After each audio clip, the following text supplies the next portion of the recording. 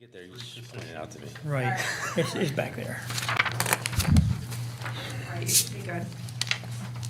Hey, you're gonna get my name a $300,000 All right, kick out, baby? we'll go ahead and call to order the Planning and Zoning Commission meeting for Tuesday, August 9th, 2022. Go ahead with the roll call. Chairman Ryan Green, Here. Jesse Koppel, Here. Charlie Campbell, Here. Walter Robb, Here. Steve Dyer. Here. All right, Pledge of Allegiance. I pledge allegiance to the flag of the United States of America and to the republic for which it stands, one nation, under God, indivisible, with liberty and justice for all.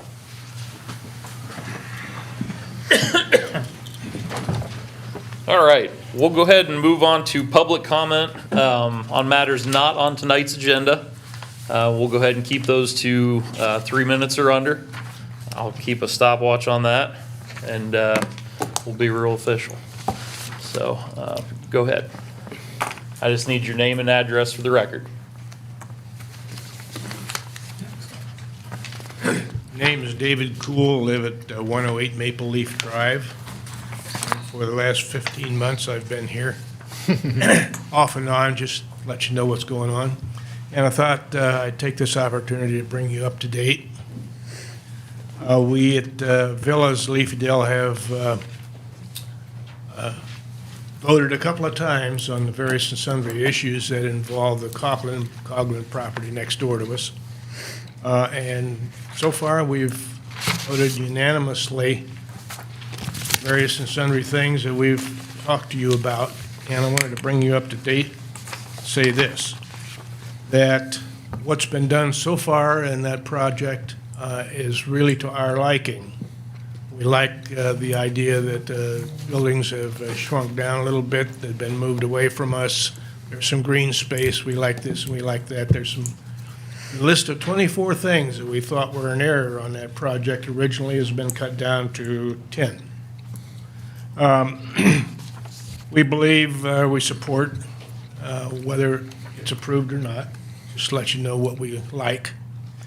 We never liked the idea of a sidewalk all the way around the property. It wasn't set up that way. We never made motions or any effort to have one, but when you say on occasion that, well, that's out of our hands, unfortunately, the council decided that it wasn't out of their hands, and so they voted 4-3 to give us a 356-foot sidewalk we don't want.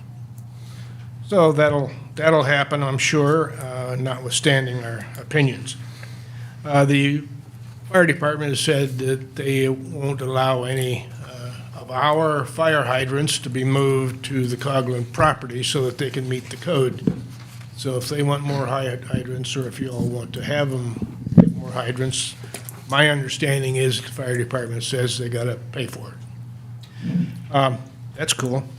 We have a sign that says no construction traffic. We have driveways, we don't have city streets, and they get beat up real easy, and heavy construction equipment will just tear them up.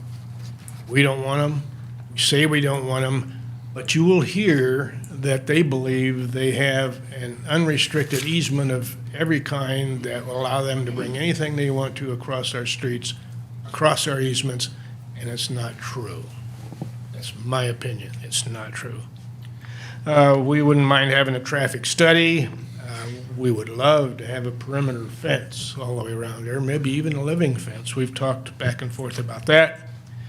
I understand there's some review of the pond and perhaps some effort being given to the extra runoff, which is going to be substantial, and that will probably require some effort on their part. So you're at We appreciate your feedback. You're at your 3 minutes. Okay, thank you very much. What I would like to do on this project going forward, whether we do a special meeting or whether we do it at our next zoning, I'd like to get the entities involved together and at least release the findings of this through our engineers and give a chance for everybody to say their piece and go forward on this with the appropriate I knowledge. think that's an appropriate thing to do. Thank you. Support that too. Thank you. All right, any other public comment? Go ahead.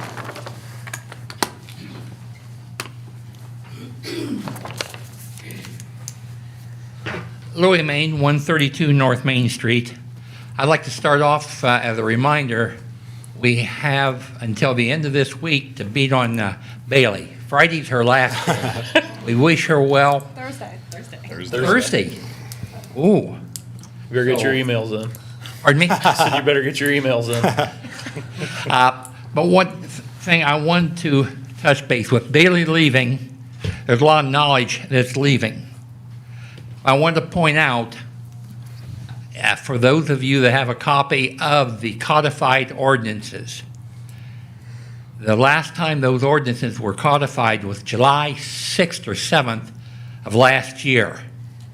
Since that time, there have been 17 ordinances passed in zoning that affected 25 chapters of the zoning code. So as you are working not only tonight with this, but in future, you can't go to the codified ordinances without going to the list of ordinances online to see if that chapter has been modified. Several of them have been modified multiple times since they've been codified. And whether you're aware of it or not, the sign ordinance you just passed, or just modified again, has been modified 11 times since it was first passed. We have a lot of documents now floating around. They're conflicting with each other. So watch where you're walking. Yeah, no, that's good information. I appreciate it. As we kind of go through and amend these, we had a whole nother set that we amended, and things changed pretty quickly around here. And as we go through with our new comprehensive plan and with MKSK, we'll have a lot more amendments and things to come through, so. Just so you're aware, the site that hosts our codified ordinances online, so what generally happens is Teresa gathers all of the ordinances that were passed in the previous year, 2021, sends them over, they get them all online, and they do that about once a year. Teresa, I think if it's, I've done that. It's actually on the Tuesday agenda. yeah. So then council passes it and it gets updated online, but it just takes some time to show on the online. Okay. All right, I appreciate it. Any other public comment? I'm Andy Bruni, 204 Stonehenge Road Drive, Johnstown Tree Commission, and Leafydale HOA 1 Vice President. Did want to start off and say, on behalf of the Tree Commission and myself, Bailey, thank you so much for everything that you've done for the Tree Commission. The city of Johnstown would not have Tree City USA status if it wasn't for Bailey's focus and follow-ups. So she's done a great job. We're going to miss her, and hopefully we can stay in touch. Yeah, of course. And then if I could throw out a quick shout out to Ben Lee for the mental health discussion that was that took place in our community last night. I think that's a great, important thing, and would like to see more of that. Hopefully that builds some steam moving forward here with discussing mental health openly. And then would like to just kind of get into Leafydale HOA 1 and the Coghlan development. With all due respect to the Johnstown staff and the zoning commission and city council, I know you guys are very busy.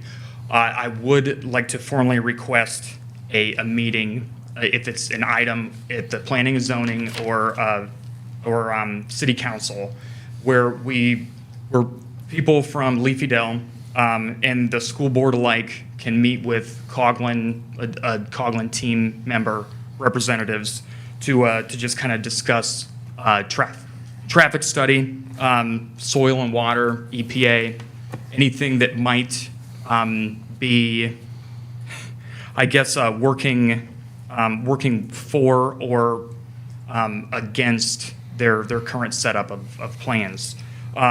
Sean had sent me, Mr. Stingner had sent me a site plan.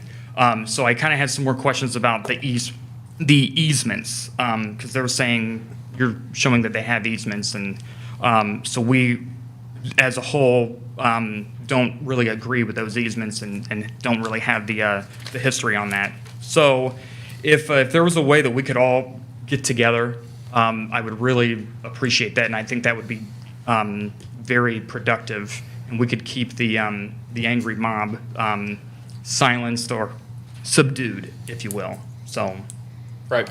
yeah. I Thank you. appreciate it. Thank you. All those easements should be on the recorder's site too, if you guys have questions about the easements. Licking County. All right, any other further public comment on matters not on the agenda tonight?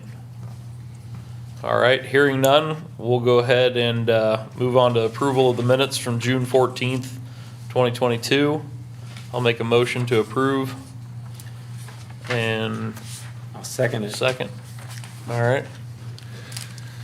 We just do it all in favor? Sure you can. All in favor? Aye. Aye. All right. So we'll go ahead and move on to number 6, application Z-22-159, the zoning map amendment. I'll go ahead with the staff report. You want to give us background on that? Sure. And I'm not sure if you want to start with the staff report or allow for Redwood to do a presentation. I'm fine either way. Really up to you. Yeah, if you want to give us the background on it, and then I'll let Redwood present. Okay. Obviously, it's in your packet. What we're looking at here is a straight rezoning of one parcel. In the front, there's the GCC2, as well as the SR1 currently zoning in the back. So what I want to remind everyone tonight is that this is a request for rezoning. The additional development plans and documents that are provided by Redwood tonight really shouldn't be a factor in the discussion or to the decision made on this particular application. Because it's a rezoning request, you're not looking at a development plan. Items to consider when we look at our criteria, pull up my criteria here. You've got criteria 1, 2, 3, 4, and 5. The one that I will touch on at the beginning is number 2, compatibility of the proposed amendment to adjacent land use, adjacent zoning, and to appropriate plans for the area. How this property identified on the future land use map is probably the biggest question. And I don't know if you have a future land use map up, Bailey, but I can provide the staff or the board with one. There you go. Thank you. Thank you. Killed a lot of trees tonight, it looks like. I'm also going to give you the future land use map of 2012. And I bring it up just as background for this particular site. And it is fairly recent with the timeline that we're looking at. That one was 10 years ago, and the most current is only 2 years ago. So when we're looking at the future land use map, find my spot here, it is, and I want to point out, the future land use map, it's not a binding document, but it is a guiding document. So you should usually heavily consider this when making any short-term or long-term zoning, especially in any rezoning application. Like I said, it's not a binding document, but it should weigh heavily in the guiding principles that you're looking at. So, let's see. Also, the second part of this, number 2 is the first one that we looked at. All the other ones, as far as 1, 3, 4, and 5, this is a straight rezoning request. Really, all the other criteria that are listed on here are really speculative. I'm not necessarily sure that they should be a part of the consideration for the application at hand.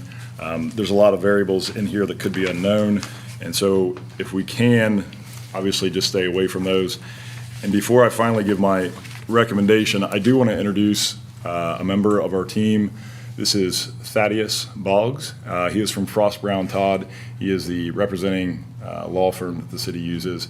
We just like to have him here as a guiding post in any conversations that we may need some guidance on. He's going to be able to jump in and just correct us or answer any questions that we may have along the way. You may see Thaddeus here a little bit more often as we start to navigate down the roads of development that seem to be coming at us pretty heavily. Always helps to have a expert in the field, and what I'm told is he is well-versed, and we are in good hands tonight. So I want to introduce him at this point. And with that, I will also put in my endorsement of a denial recommendation for council to be given for this particular zoning request. At this point, I'll turn it back over to you, Mr. Green, and Thad, if you have anything to comment. Just, thank you. Well, I think you're good. Okay. Thank you for the introduction there, Sean, and certainly I'll be here if any questions arise, but otherwise my suggestion would be turn it over to the applicant for their presentation. All right. Thank you. At this time, we'll go ahead and have our applicant address the board.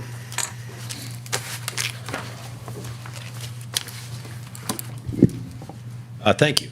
My name is Glenn Duggar. I'm an attorney, Smith & Hale, 37 West Broad Street, Columbus, Ohio, 43212. I represent the applicant, Redwood. I'm here with Jake Shields.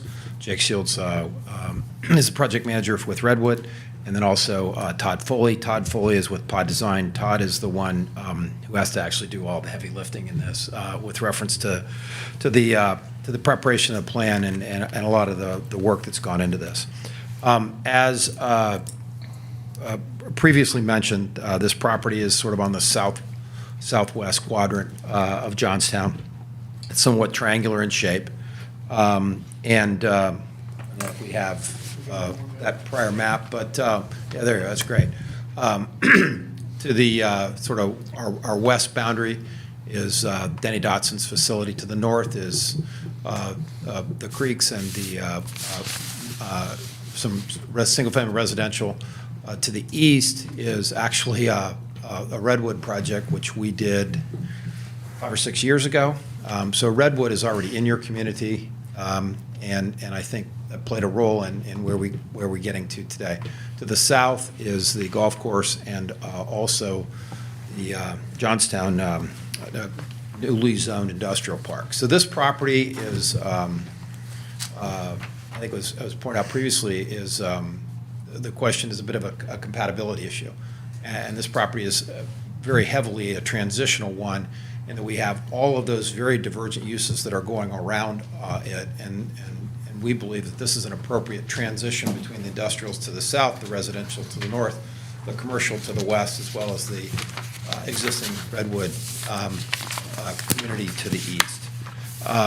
Property, as you can see on the screen, has some fairly challenging developmental constraints. The creeks are one. We have a relatively very narrow access to Johnstown, to 62 at our as our window to obtain access. Immediately east of that is the creek, which has, again, some constraints in terms of road widening and otherwise. Unlike most of central Ohio, this property is not flat. There's a fair amount of topography which we've had to deal with in the plan, and that's some of the reasons that it's taken us a bit of time to get to this point. Oddly enough, this property was placed in contract by Redwood last fall, early winter.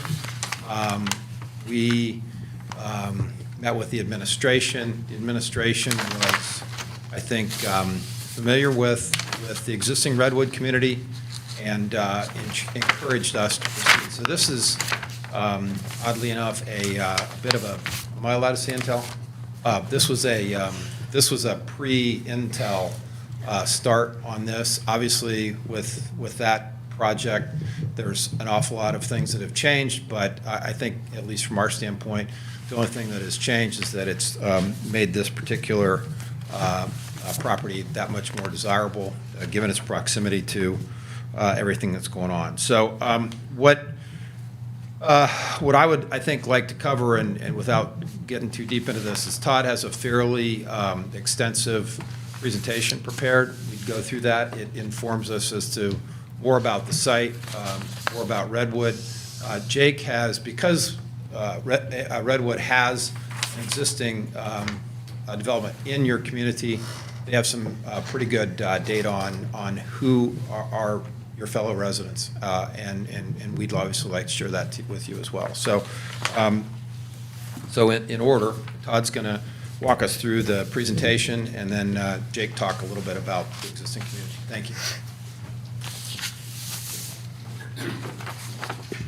Good evening, Todd Foley with Pod Design, 100 Northwoods Boulevard, Suite A, Columbus, Ohio.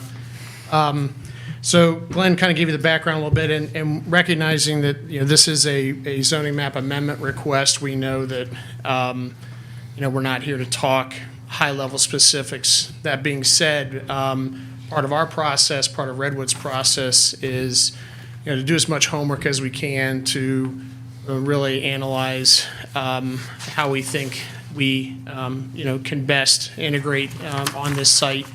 When we come into a community, we want to make sure we understand, the vision and the focus from the code perspective, comprehensive plan, all those kind of things. So we've, since the time that Redwood's been in contract on this site, have had several meetings with the city.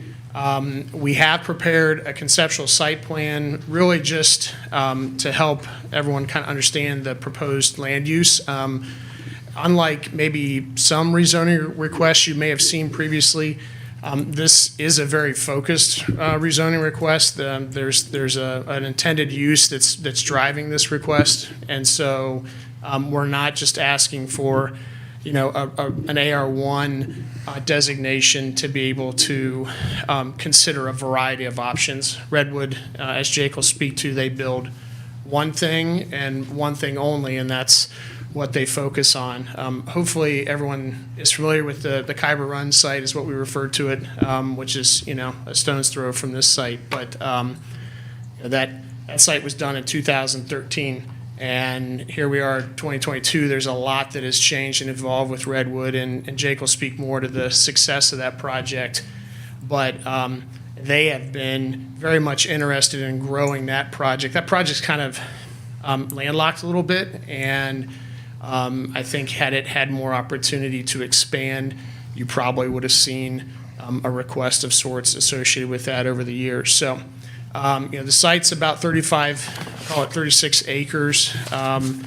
And as Glenn mentioned, there are several kind of natural features on this site that I think as we start to consider proposed land uses and things associated with your future land use map and stuff are going to be challenging to achieve kind of a mixed-use commercial type use without kind of severe degradation to those features. And so I think as we consider the zoning that we're asking for, we're able to come forward with something that can have some meaningful preservation. There's wetlands, there's a stream crossing, there's a pretty significant wood lot in the center of the site that has a small wetland component to it. And so we're proposing what will ultimately be a relatively low density use within this AR1 designation.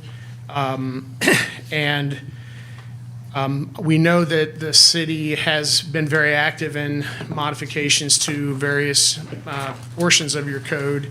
One in particular I'll draw attention to is that section 1151, the AR1 designation. And part of that homework that we've done is making sure we understand the expectation for that type of use on this site and whether or not we can come forth and comply with the modifications that were done. So the roof pitches and the setbacks, the square footage minimums, all those things. And at this stage with where we're at right now, we are quite confident that we're going to be able to come in without, again, this is a conceptual plan, and I will make sure we're not kind of muddying the water, but we're confident that we're going to be able to comply with that, which I think is really important when we talk about considering this zone change. And if you maybe go to the next slide. Just to kind of give you a quick look-see, these are conceptual kind of elevations. They're going to differ a little bit from the existing Khyber Run site that Redwood currently has. They have drastically improved and expanded their footprint as a company and a focus, and we have a situation where there's more unit types that they develop. The footprints are different. They've evolved their architectural design and landscape approach and all those kind of things. And unfortunately, those things are not here for discussion tonight. They will be a part of our next step with your review boards in the future if we're fortunate enough to move forward. But again, all still single-story product and very much in tune with what you would see on that site. So the Khyber Run site. Go forward. So I think as Glenn mentioned, one of the challenges to this site when you're considering its use, regardless of our application or any other uses, is its narrow access on 62. To the kind of northeast is the bridge crossing. And then obviously to the southwest, we have Mr. Dotson's automobile business that has access points, and I think everyone here is way more familiar with those locations than even me. But the point being is that we knew that we needed to have an understanding for what our impact might do from an access perspective. It's really important that we could do some initial analysis. We know there's a lot more that'll have to go into that, but our preliminary analysis and this is geared towards the use that we're requesting, this residential type use. I think that the results of a turn lane analysis for commercial use, a flex office type use, or things like that, you're going to see a much different suggestive requirement here. But for our type of use, it's relatively low impact. We would anticipate needing a left turn movement as you're moving kind of southwest through coming out of the town, which would allow access to our site with minimal pavement adjustments. So we have also done coordination with the fire department to ensure that we're looking at a boulevarded entry. We want to make sure we have a significant pavement section that could open up the access to the plan as we finalize that. We've had some emails back and forth to establish a comfort and support at this stage with the plans that we have to date. We're not finalized. That's going to continue to need to be analyzed. And then finally, we have over the last, I think, week and a half, begun conversations with the city staff about an MOU for a full-blown traffic study. We know that that's going to be a part of any future proposals that we bring before the city. So we're in the process of going back and forth, establishing that memorandum of understanding so that we can scope our traffic study and be able to provide a much more comprehensive response to what we might need. So going forward one slide, please. So Sean, you stole my thunder a little bit. I want to make sure that we are, as best that we can at this stage, kind of responding to those factors that the Planning Commission, typically will leverage against when considering our request here. And it is a little challenging given that we are showing a concept plan, but that's not what we're here to approve. But overall, we feel very confidently that the proposal that we will eventually bring forth will not adversely affect things like the public health, the safety. We're going to be more adept to be able to deal with the topography changes than, say, an office user or a bigger commercial user that really wants to have flat sites and things like that. So the use that Redwood is proposing, we think, can kind of respect the character of the site a little bit better. And as Glenn mentioned, it really is a good transitional use as we start to move away from town, the intensity of the commercial, and move out along 62. So I guess just a little bit about how Redwood operates. We would not be requesting our public streets. They would be private streets, all those kind of things. So the burden of some of those public services is going to be very much diminished with a Redwood use as opposed to maybe a more traditional commercial type use. So next slide, if you would. So, at a high level, what we typically recognize as we move from the different communities that we come before, the product that Redwood constructs is a low-density product.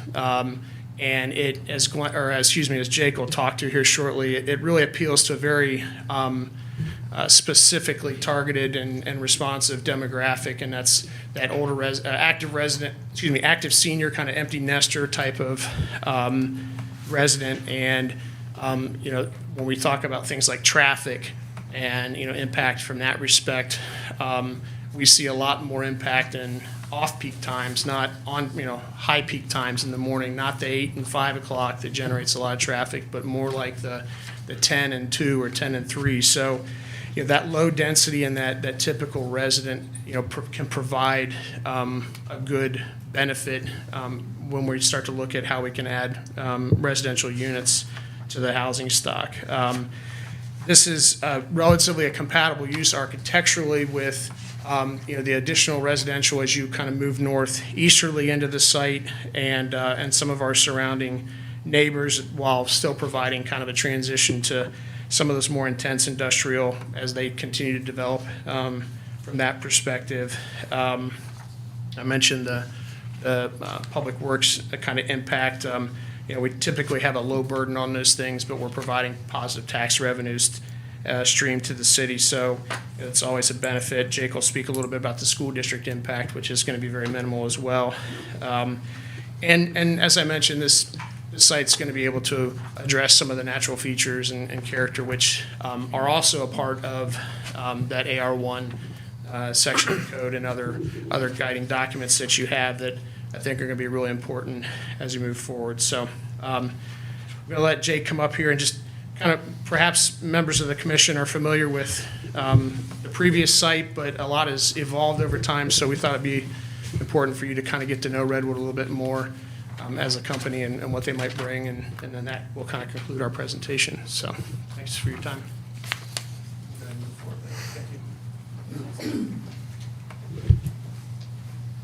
Well, again, I just want to say thank you for letting us present this to you guys. We are very excited about what we build, and we'll kind of go through that. So who is Redwood? Some of you might know already, since we're already in the community for about, as Todd said, we're about 9 years now. We've been around since 1991. We build single-story, 2-bed, 2-bath, 2-attached car garage, multifamily units. We have over, actually close to 600 employees now since 1991, about 2,000 units across all of Columbus, 15,000 total. And actually, more recently, I know it says 98%, I think we're closer to 99.2% right now for leased across our portfolio. We're really focused on our residents. We're focused on long-term. We have never sold any of our products. As you can tell, we're still here in Johnstown. We plan to continue to stay in Johnstown. We build in a way that is long-term by using concrete instead of other materials, are even a fully funded replacement reserve account for each one of our neighborhoods as we're preparing for the future. So we are in here for the long term. One of the core values that I appreciate is number one is doing one thing really well. It is all that we do, and by doing that, by doing this single unit type of 2-bed, 2-bath, 2-attached car garage, we're able to refine our product. So what you've seen at the current Johnstown site is not necessarily what we're looking to build now. It's more refined as we've learned from our experiences what works, what doesn't work. So it's more efficient, more effective, and longer lasting. Next slide. So you can just see on the right is just our locations across all these 10 states that we're in currently. On the left side, you can see where we are at currently in Central Ohio. We are moving in other areas around Central Ohio as well, just to give an idea of our footprint so far. So like I said, what we build, the 2-bed, 2-bath, 2-attached car garage, it's all single story, so no one's above you or below you. We have extensive landscaping, zero clearance, so we're FHA and ADA compliant, so it allows for, anyone and everyone to be able to rent with us. There's the, full-size washer and dryer, vaulted ceilings, personal outside patios. Our intent is to build a product that people can call home, and it feels like home. It's not something that is like a 3-story walk. It's people who can come back and enjoy peace and quiet. And as Todd mentioned, private streets, so it's all maintained within Redwood. It's not a public maintenance. We'll go to the second. So who lives here? We have two main people who we target, but we mainly target empty nesters. They're people who are, renting by choice. They love the community. They don't, kids are out of the house. They want to downsize. They don't want the maintenance of a big house or big yard. But they stay in the community. They want to be a part of the community, and so they're deciding to rent by choice. I'll go through some stats in a minute, but our current Johnstown site, our average age, or median age, sorry, is 52 years of age. But we also target young professionals. These are more career-oriented, not having a family necessarily. They're doctors, nurses, people, emergency services, so people like that. So, and like I said, they're all renters by choice.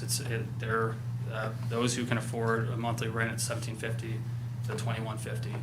Our average rent at our current Johnstown site, which is an older product, is $1,779 currently. All applicants are required to submit a credit check and background check, so that those who are living next to you are not necessarily bad people, which is something that you really can't do in a single-family residence.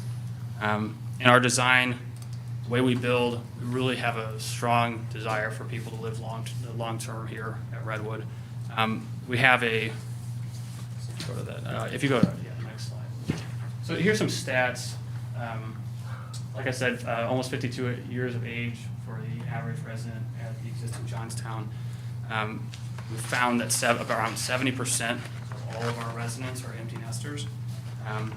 And most, I think, the last stat that I got, 62% relocate from a 3-mile radius. So it is truly a lot of people who are trying to, stay in the community, don't want to leave the community. They're within, the boundaries. The others that we found are people who have taken a new job, so they're moving across the state, and they're going for a job.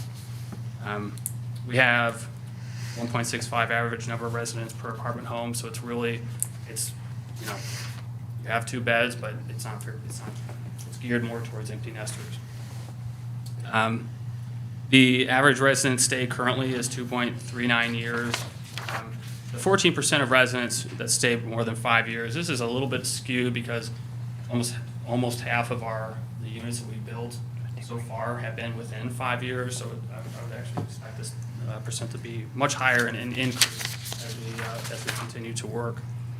And then our standard lease term, it's 1 year, but I've been actually finding a lot of people are opting for a 15, 16-month lease. And then I guess the one thing I did miss is 7 to 9 school-age children per 100 apartment homes. That's across the board for all of our Redwood neighborhoods. If we go to the next slide, specifically for the Johnstown, you can see where we are currently at our existing site. So it opened with, it's actually 92 units in 2013. We currently have 8 minors living there. We just checked that this morning. We can collect some data, but not all, there's only so much information we can collect that's legal. But we have found that there's 8 minors. That's anyone under the age of 18, so it could still be someone who's maybe 18 going to a community college or, very young kids, maybe not have impacted the school district yet. I found that about $1.4 million was paid in property taxes for this current site. And like I said previously, the average rent's $1,779. And the current site that we have actually does have a lot of one-car garage units. I don't know what the exact number, maybe it's half or I'm not positive. A little bit less than that, okay, gotcha. And so, what we're going to be building in the future is all two-car garage. What we've estimated is about $400,000 in property taxes, annual property taxes to the city if we were, allowed to move forward with this project. I think Todd alluded to it previously, but we have been looking at the city of Johnstown for a while now, wanting to find another site. This is not something that is of recent and all the recent news. We've had a strong desire. We've found that this neighborhood, this community has been extremely successful for us, and we hope it has been successful for you. I just drove by it today. It's very well maintained. We have 24/7 on-site leasing maintenance people, always willing to be there for the residents, always maintaining the landscape. So that's something that we're very proud of.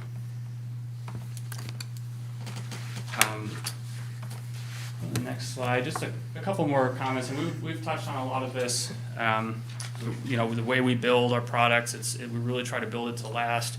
We want a nice, peaceful, quiet neighborhood. So we're not building the pools, we're not building the playgrounds. We want something that's passive activities. We tailored more towards walking paths, and we just want peace and quiet in the community, so we don't have a lot of extras. And I think consistent at the very bottom, consistently maintained regardless of age of neighborhood. I mean, look, going 9 years at our current site, I was very excited to see that it's very well maintained.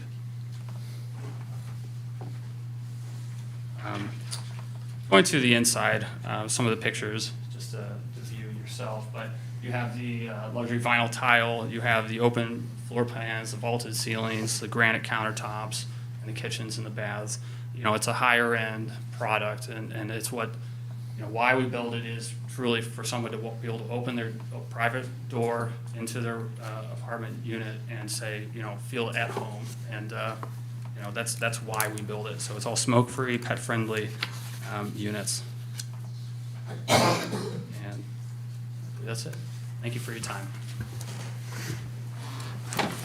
Thank you. All right.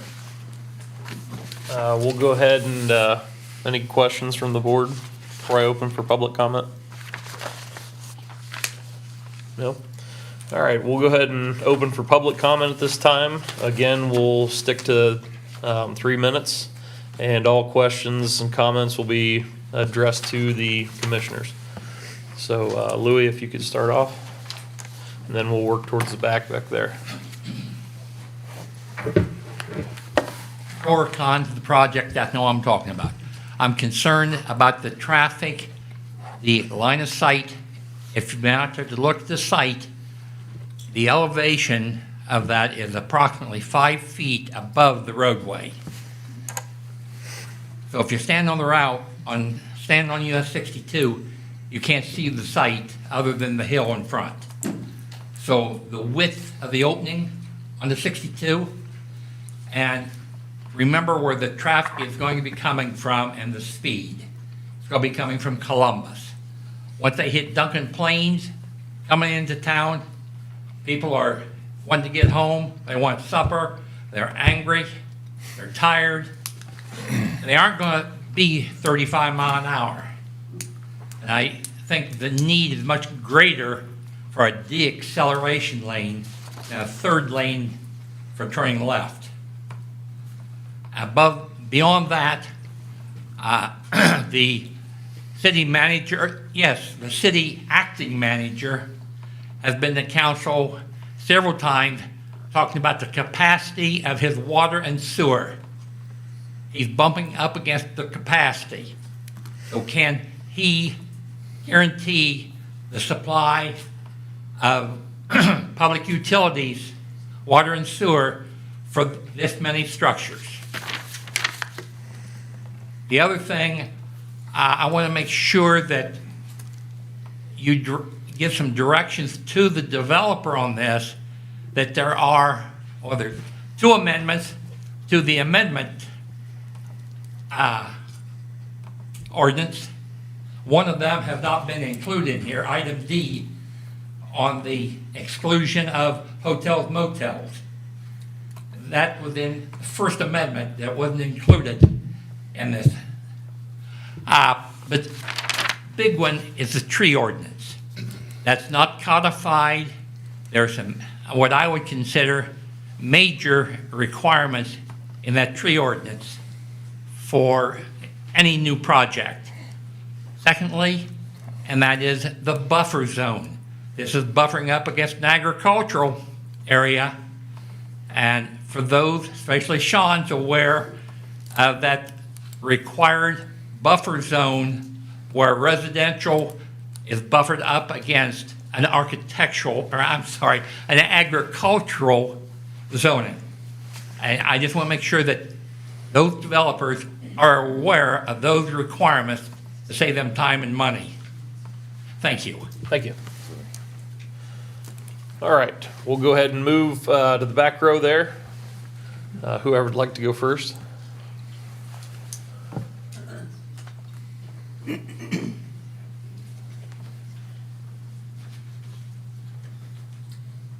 Hi, I'm Molly Gammertsfelder. I live at 7499 Harmony Church Road in Johnstown. And fortunately, I don't live in the city, but I'm representing several people that wanted to come tonight but haven't been able to because of the time constraints. And I just wanted to, after listening to the developer, I was happy to know that they are giving some consideration towards the preservation of the natural resources that are there in place. I don't know, I think you guys are probably monitoring social media. And I know, we can't avoid this, but if you've been monitoring social media, I know you know that the majority of the community is extremely upset about the way the development is progressing here. One of the major concerns is the preservation of habitat for wildlife and the maintenance of Johnstown as staying the charming community that it always has been as much as possible. So I would just like to ask that in your future planning, not only with this, but with other proposals that will be coming along, will you please give some consideration to us as people who have lived here for decades and what's already happened.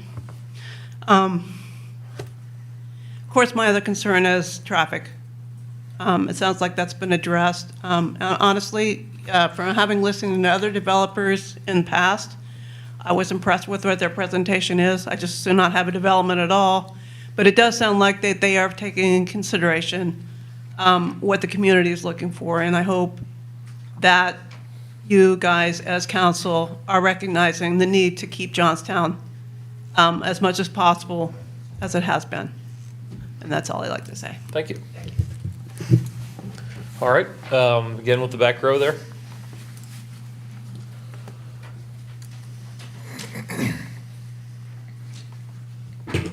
I'm Todd Houston from 104 Benedict Drive here in Johnstown.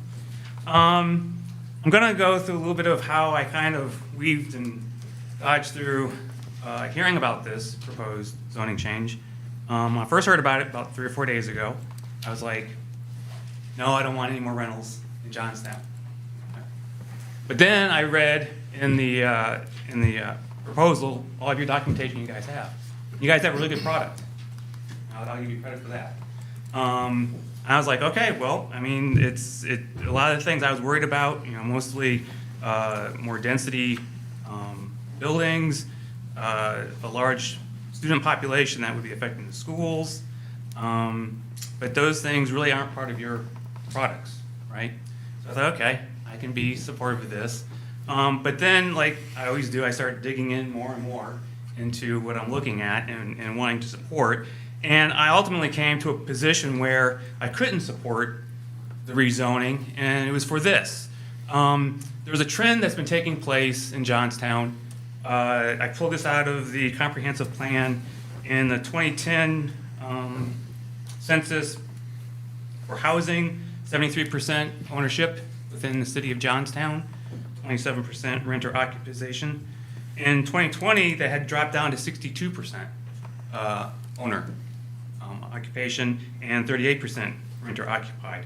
It's a trend that I don't really like to see, and I don't think that this project definitely does not help that. We also have apartments coming on board with Leafy Dell, possibly, and so I think that we're moving in the wrong direction in regards to our percentage of home ownership versus renter.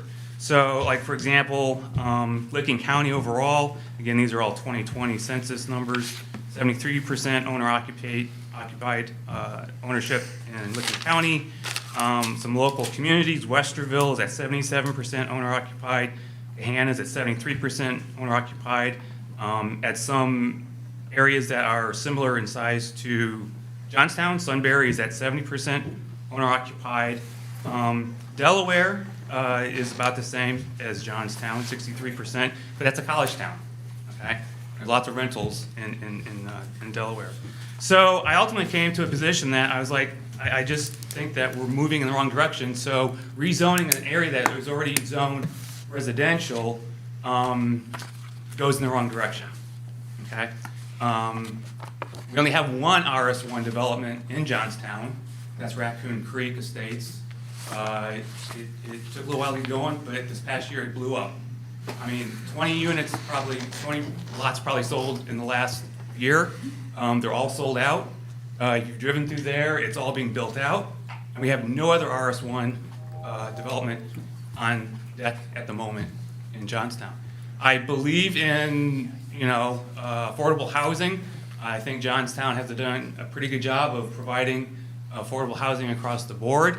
I'm not against rentals or affordable housing. My family, I had a mother who helped a private company manage Section 8 housing. I had a father who was an architect and builder that managed and built affordable housing for many, many years. So I'm not against that, but I am wishing to see that we push our numbers back up in Johnstown to a higher percentage of residential ownership. And the only way to do that is to keep from taking our residential zoned areas and turning them into AR1s. Thank you. Thank you. All right, further public comment? All right, we'll go ahead with you and then after that.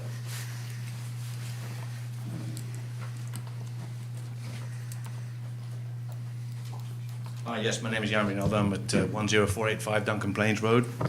And listening to this, obviously, my concern is about the density.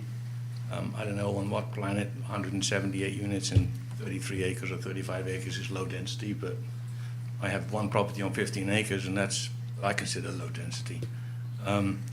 Also, these units have double garages each, so that means 2 cars per unit. That's 350 cars.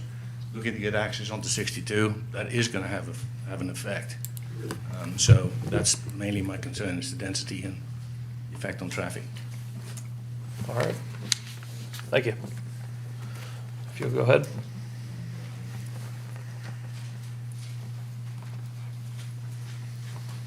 Hi, I'm Ron Palcho. I live off of 62. And I agree with the last 2 speakers. It's already residential, single-family residential, high density. We don't need it. According to research, 57% of households, they have 2 cars. 35% have 3 or 4 more cars. So that gentleman just spoke, easily 350 cars. Now, as you know, it's gotten busier and busier the last number of years. I have a hard time getting on my driveway, taking a left. There's rush hour traffic now. We never had that before. I was in Kroger's the other day. There were so many people in there, I walked out. So you're going to add high density, 350 more cars. It's going to be too busy. This project might have been good years ago. But there's one word that changes all that. That's called Intel. So Intel's going to change this whole area anyways. So we don't need another kick in the pants for Johnstown. Keep it residential one. They didn't even talk about how are you going to get out of that property. You need a stoplight. Do we need another stoplight? There's already one at Kroger's. So you'd have a stoplight 50 feet more, you'd have another stoplight? It's crazy. Those people never get out and take a left. I swear to God. I can't. Thank you. So reconsider. Thank you.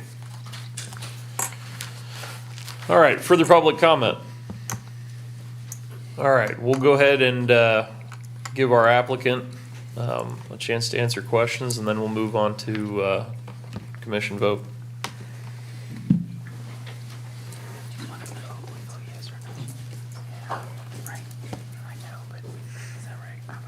I don't want to be adversarial. All due respect to the lawyers in the room. That's not my intent. I would like to maybe address some of the points that were raised here, because some of them we see a little bit differently.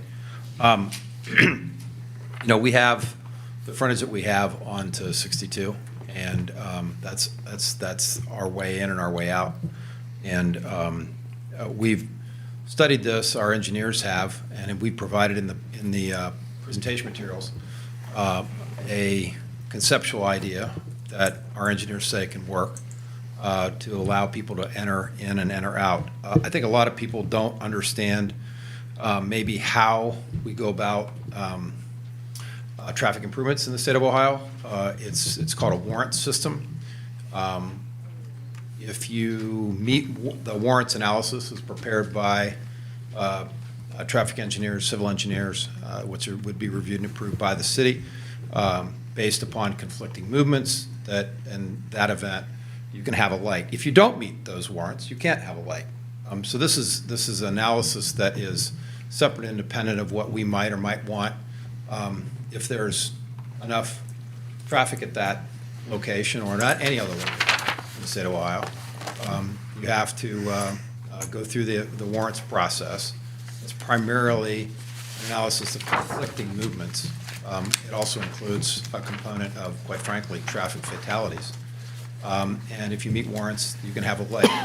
In fact, there are cities where they are taking lights out because those lights were installed. Actually, one really close to my house was installed 60 years ago. It doesn't meet warrants, and so the city is compelled to remove it. I think that, there's fairly large consensus that 62, with what's going on to the south, is going to be a much heavier arterial than it is today. I don't know if any of us can picture what that looks like 10 or 20 years from now, but I think it's safe to say that there's an awful lot more coming. I think there were a couple of issues raised here, some of that we, quite frankly, were concerned about. In some of our earliest meetings with the administration, we raised the sewer and water capacity issue too. We were assured that with what the city has now and what the city has coming online, that there would be capacity for this project, and on that basis, we chose to proceed. Tree ordinances are, I think, something that has been, cities have devoted a lot more time to recently than they used to. People understand the value of trees. As you can see on the aerial photograph there's some perimeter tree lines. There's a large central tree stand, and then at the sort of the eastern panhandle of this, we have a very large tree stand. If you overlay that on our development plan, we are leaving those areas as they are today. That's several things. One is that some of those areas have some wetlands which are jurisdictional, we can't quite frankly get into. If so, you compare that plan with the overlay plan, we are in fact preserving those. I think John will point out that there isn't a commitment to this plan, but at least in terms of as we go forward, the developmental constraints of those areas, those tree stands holding wetlands, it's in our best interest to leave them as they are today.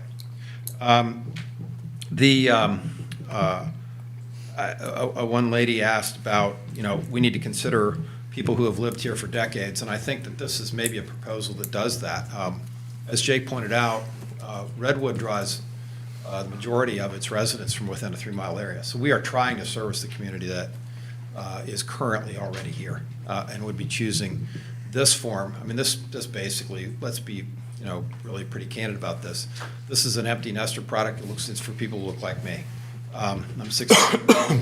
I'm sorry, 63. I just turned a couple weeks ago, and people who are renters by choice. And so that's who lives here. They would be already members of your community. So this is we think at least, taking into consideration the people who are already in the community. I guess I was confused by the gentleman's reference to affordable housing, I don't know, at least in my definition, current average rate of rental rate at our existing facility is $1,780 a month. I don't know under anybody's definition that qualifies as somehow as affordable housing. These are higher-end rental communities for people who are tenants by choice, and this can no way be considered affordable housing. I guess I would have a difference of opinion with some of the gentlemen who said this is high-density housing, at least in my world. 5 units to the acre is relatively low, especially for an apartment community. This project is 47% open space. Under most modern definitions, that would be considered relatively low density. If there are any questions, I guess, I don't know. I didn't really respond to all the individual points raised on a point-by-point basis. I was kind of trying to hit some of the high spots. If there's any questions about any of this, we're more than happy to answer them. I may have answered them slightly different than Jake would have, or Todd would have, but we're more than happy to have a discussion about some of the specifics of this plan and this program. And we really think, going back to kind of first considerations, that this is a relatively challenging property because it does have 4 or 5 different property uses that surround it. The Redwood community to the east, the single family to the north, Denny Dotson and the warehouse to the west, the industrial to the south. I mean, this is a property that's being asked to do a great deal with some challenging topography and some challenging stream and ecological considerations. So we would ask that you seriously consider this project. We were encouraged to proceed on this. We didn't do this blindly. We had numerous meetings with city staff, and they encouraged us to proceed based upon their familiarity with the existing project and how well it integrated in your community. And the sense and hope was that this was a type of a product that was needed in your community as well. So if there are any questions, we're more than happy to answer. Thank you. Thank you. All right. Before we take a vote on this, any questions from commissioners? Mr. Green, if I may, just really quickly, I just want to reiterate that this is a straight zoning request. A lot of good points have been brought up tonight. And as far as discussion, and Redwood, obviously nothing against or for your product, but I just want to make sure that we're looking at the rezoning application. We've talked a lot about traffic and what the design and the population that may or may not exist there. But I do want to bring it back to what it is, and that is it's a straight rezoning request. And just for clarification, my recommendation was a denial recommendation to council, and I also want to reiterate, it is a recommendation to council. This board does not get to determine. It is merely a recommendation to council. Council will then take that recommendation under review and then make their own determination when it's presented to them. So the next step after whatever you recommend will go to council. So just trying to bring it all back around and just keep us where we need to be. And I'll let you have it back, Mr. Green. I apologize. I know, at least for me, I mean, I appreciate the in-depth analysis, but as Sean said, this does come down to a simple change in zoning here.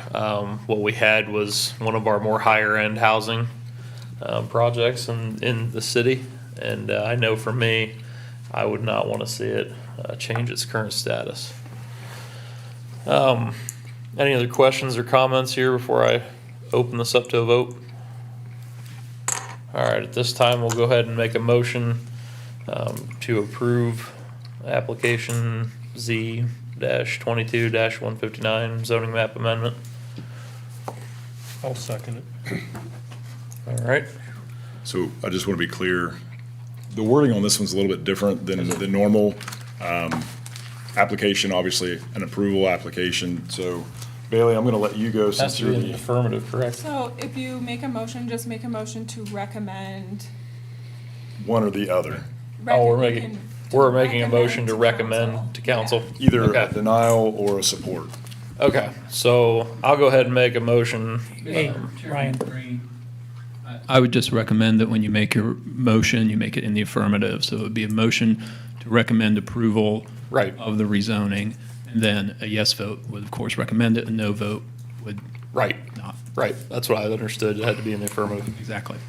Thank you. Okay. Excuse me, before we go forward, I'm a little, I'm sorry, blindsided by this. We got your staff report, and we didn't have a recommendation. It was contained within that, at least as I read it, and so I'm trying to understand, you know, why the recommendation for disapproval. I guess I'd just like to understand that prior to having some thought here, because I don't, to just say, I disapprove of it, leave it go at that. I'd like to, we read the staff report. I don't think there was a recommendation. And I can give you an updated one. There was a little bit of time constraints. So there's an updated one. And I'll try to be brief in my answer. When was this, when did this go out? I think it's hot off the press, probably today, finalization of it. So like I said, things are coming at us pretty hot and fast. So we're trying to navigate as best we can with all the information and getting stuff out. So was no way a try to be secrecy. Obviously, you're more than welcome to it. There's not a lot of content on it, as you can see, and I'll try to answer this question as briefly as possible. And going back to it, it's a straightforward rezoning request. That's what we're looking at. All the other parts of it for the plan, we're not really going to do the consideration. The one thing that I used in determining my recommendation of a denial was reference to the future land use map and the 2012 future land use map and the 2020 future land use map. And the current zoning is SR1, GCC2. The applicant is obviously wanting to rezone that to an AR1. I go to the future land use map. There again, it's a guiding document, not necessarily something that's binding, but I do like to use this as a tool whenever I'm looking at a recommendation, and it's nothing against the product that Redwood brings by any means. It's simply looking at the future land use map and trying to make the best assessment. So given the future land use map still identifies the front half as GCC2 and the other portion of that is a mixed use, went back to the 2012 for greater reference, GCC2 still in the front and then office in the back. I did consult with Bailey. I was not here during the discussion for the future land use map for 2020. She referenced that in those discussions, the desire, since the office park is close in proximity, that mixed use would be more economically business and office related from her discussion. So other than that, I really don't want to get into the weeds with it. That was really where the recommendation came from. Hopefully that answers your question. Not really, because I understood the mixed use included this density multifamily development. Is that not the case? No, that's not the case here. Again, we'll go ahead and. Yes. I was just going to suggest that, of course, Mr. Steinert's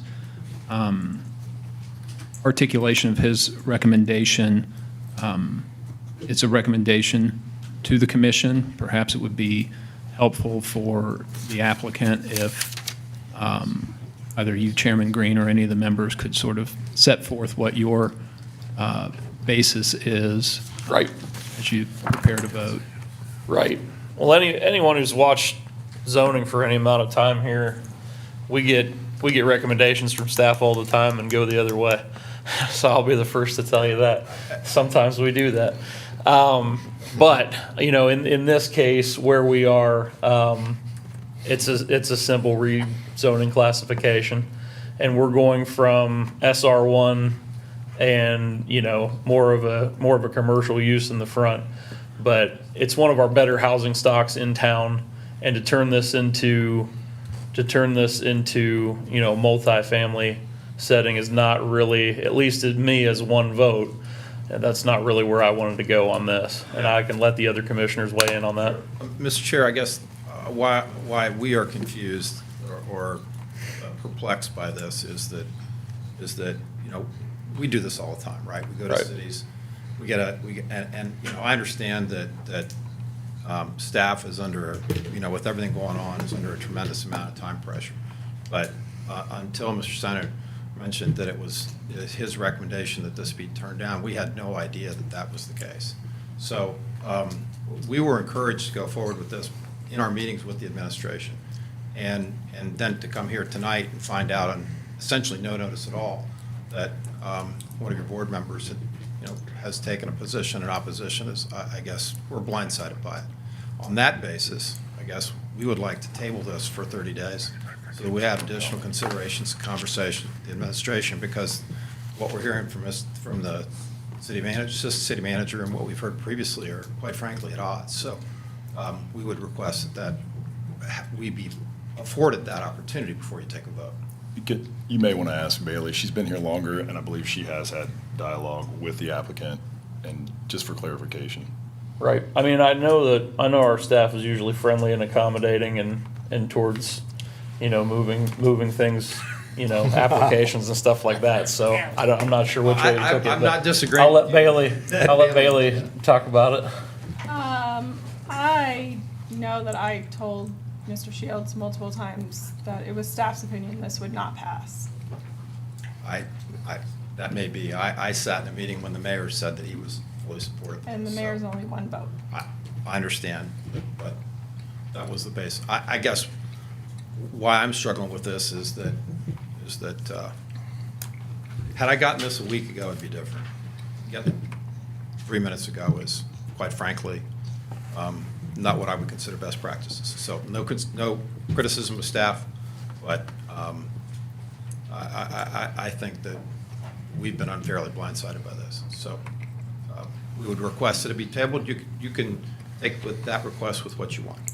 But I think in fairness to us and the work we've spent and the time we've spent, that we would request that this item be tabled for 30 days for additional discussions with the administration. One of the issues, I think, on this has been the commitment to plan. And we were advised early on in the process to go ahead and try the straight zoning. I think what I would consider best practices is to go forward in a way that we are committing to the plan. And that might be an appropriate way to proceed.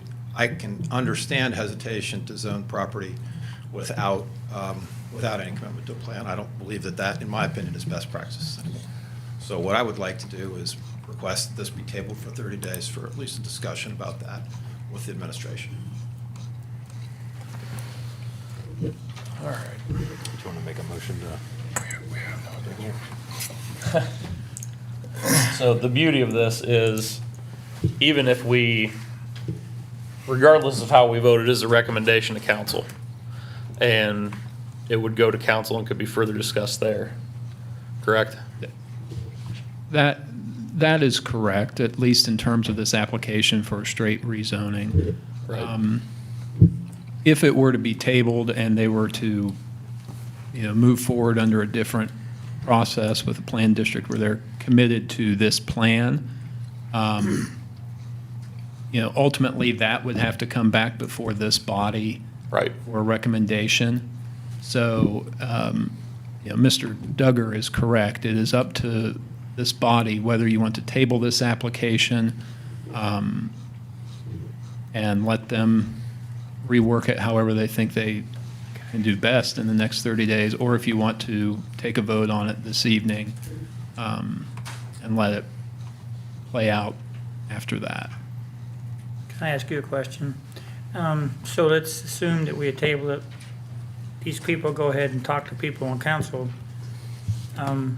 Council cannot, well, I shouldn't say cannot, if council would approve it, I mean, in their dialogue, then where would that put us here?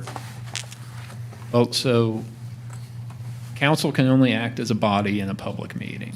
Okay. So whatever individual conversations are had, that does not commit the city one way or the other. So they would still have to refer it back to us before, would council have to refer it back to us before they can make a decision? So procedurally, council wouldn't put it up for a vote without being, they pretty much don't put anything up to a vote without having a recommendation through one of the committees first, right, Teresa?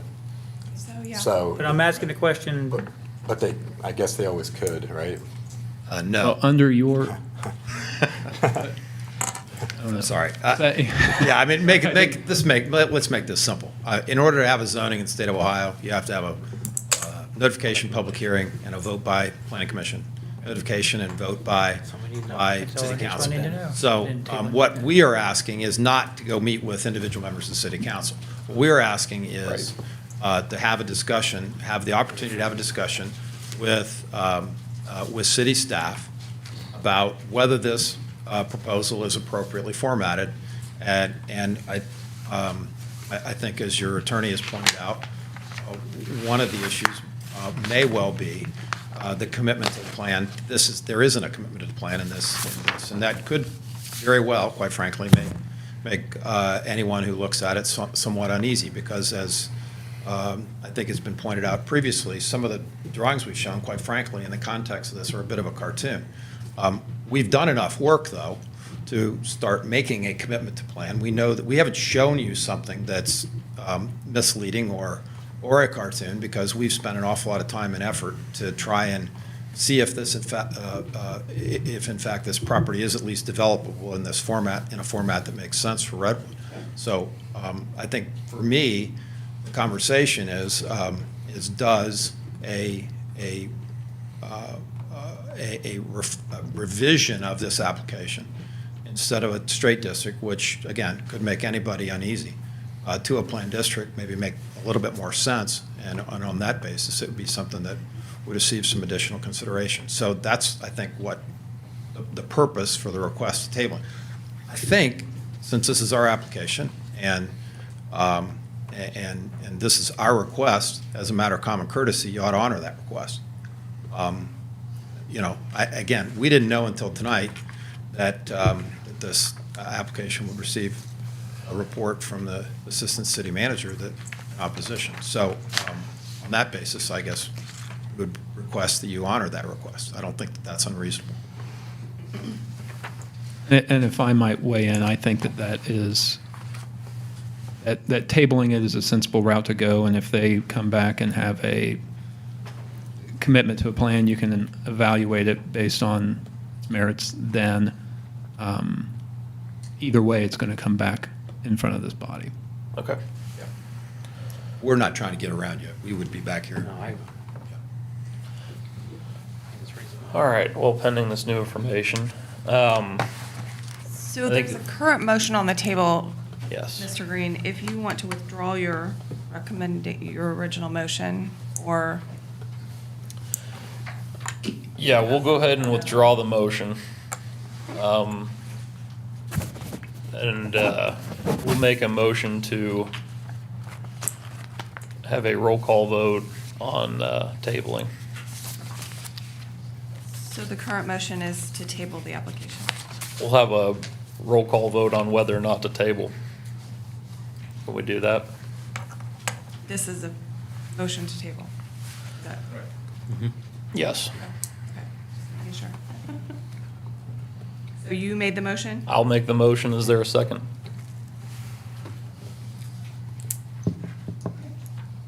Steve Dyer, Yes.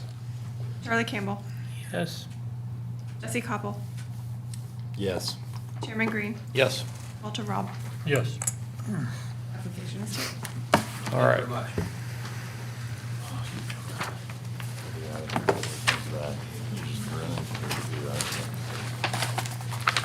All right. All the time that I'm going to have for this.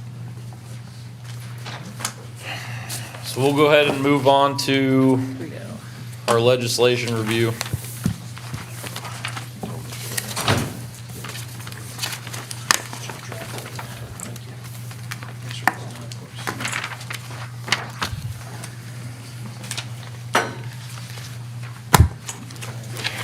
Is everybody going? This is the good part.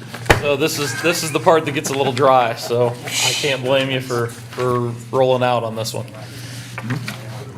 We're gonna talk about some chapter amendments here for probably the next hour or so. So if you enjoy those conversations, feel free to stick around. Get you back up. Sounds like a terrible idea.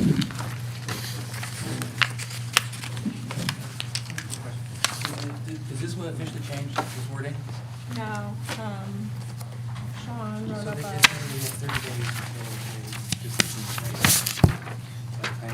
so they have 30 days to 30 days to issue a decision from now. So they didn't have to make it tonight. They did not. No, and especially if they requested the tabling, that extends. Just want to know if this wording You have changed. 30 days from now. Yep. Even if they table it, and that's a good legal question. Since they tabled it, and in our ordinance. And they requested it. It does state that this board has 30 days to make a decision after it has been put forth. But because it was tabled, does that extend the timeline, or do we still need to make a recommendation within 30 days? Well, they requested the tabling. Correct. So just like requesting a continuance in court, that tolls your time. Okay. Great. Thank you. You got it.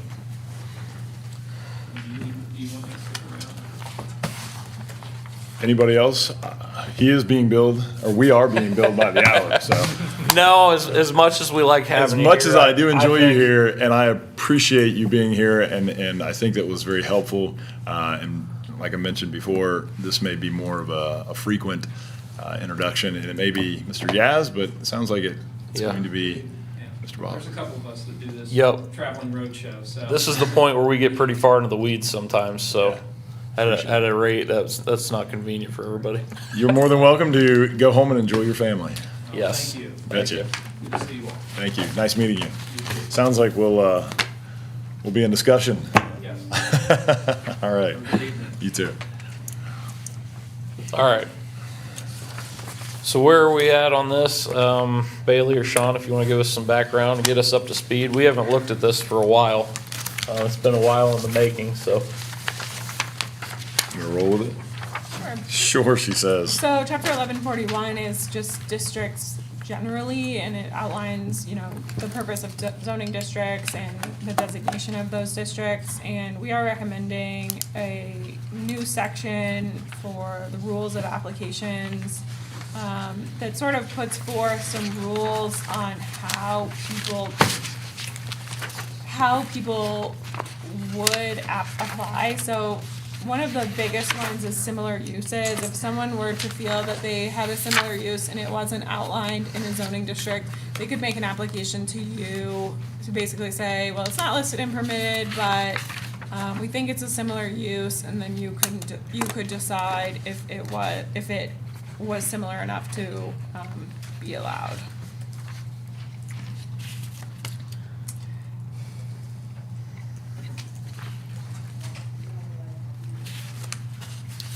All right, what are everybody's thoughts on this?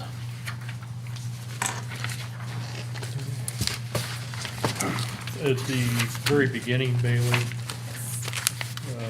go to the top.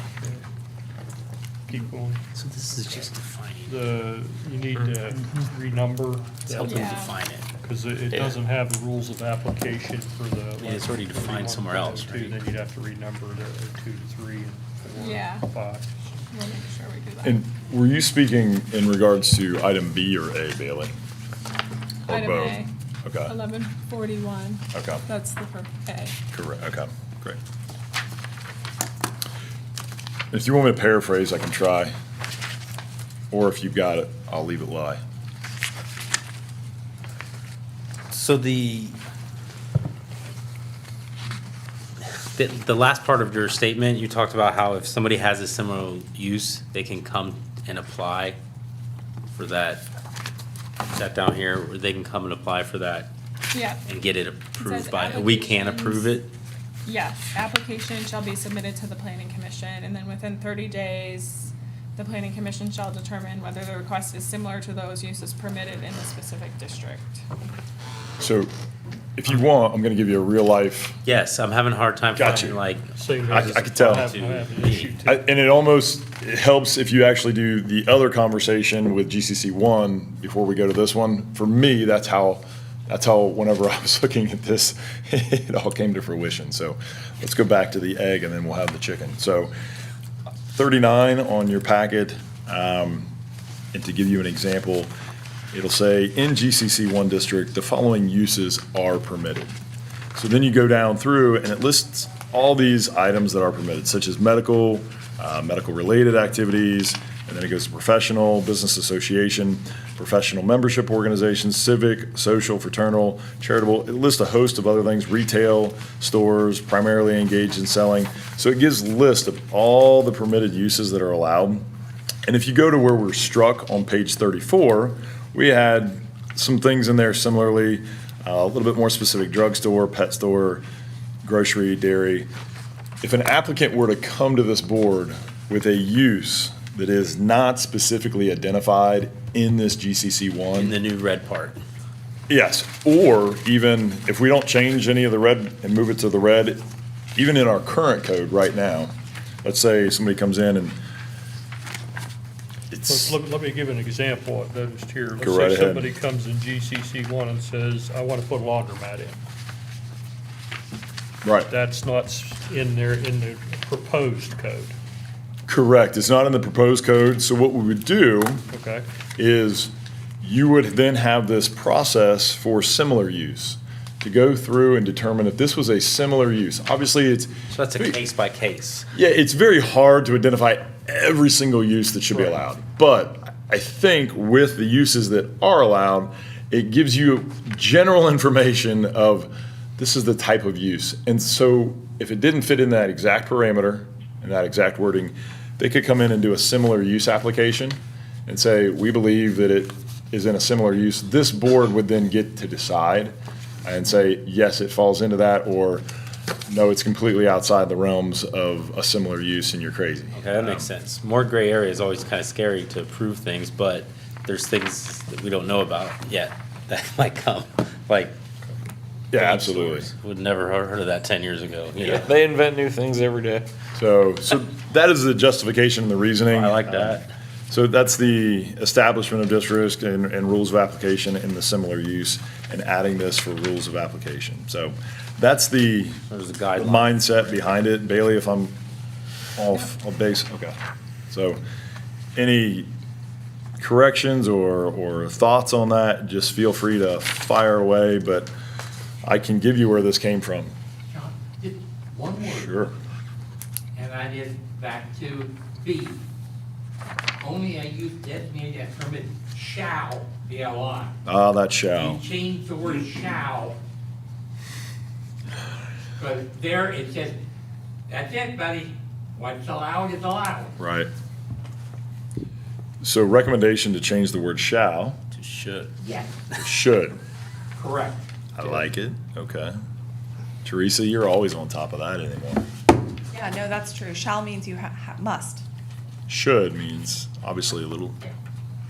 Okay. Less that's must. That's right. Less must. So, but if we use shall, that makes it more restrictive, right?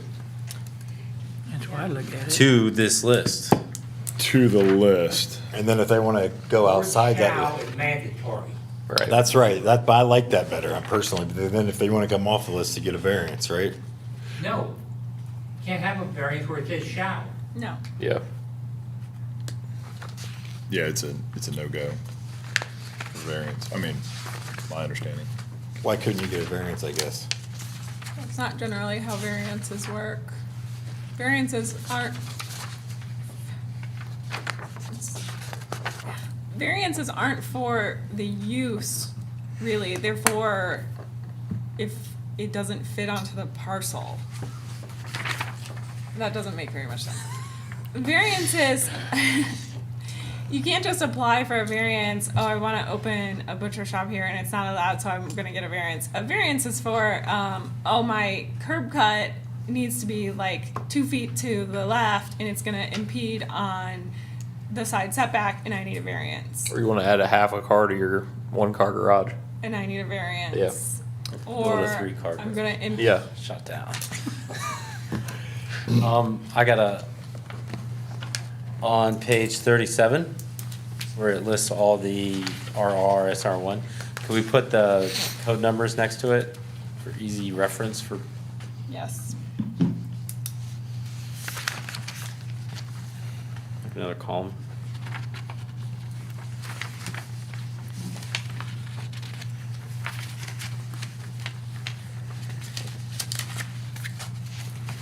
Got a question on that table as well. You got Village Center BC, Village Commercial, doesn't have any symbol. Yeah, that doesn't have any symbol in the code. I'm not sure. There's nothing in the codified ordinance, so I can't add, yeah. Nothing. I would love to put something there. If you Yeah, want to make a I'd like to, recommendation. yeah, I'd like to see a reference to it, so I know, yeah, I guess it does say Village Commercial, and they point there because they don't have the abbreviation.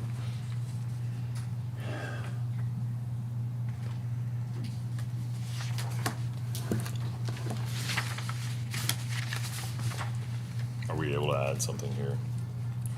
It But it wouldn't reference anything in our wouldn't code. reference the actual ordinance because there isn't anything in the ordinance. Right. So I'll show you.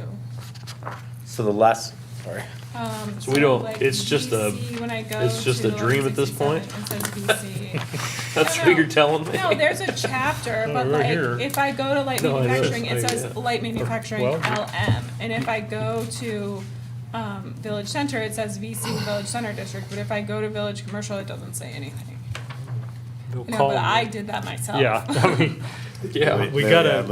we need something to identify it, so that's, And that's why then I'm, chapter 1169, At this point, it's just village commercial. There's Right. no abbreviation for it. Everything It still is in else. existence. Yeah. It just doesn't have a, everything else has an Abbreviation, abbreviation listed in Basically the, just an area.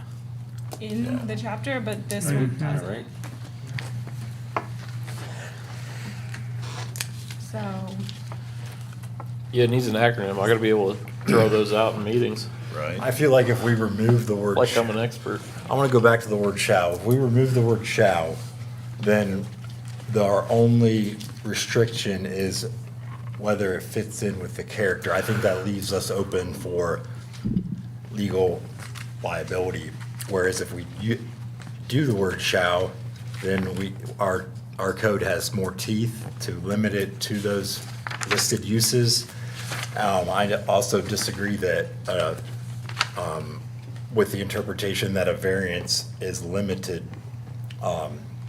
in regards to, you can get a variance for a change of use in my interpretation of our variance rules. that's not how a variance is defined. And so if you want to change the definition of a variance, then change the definition.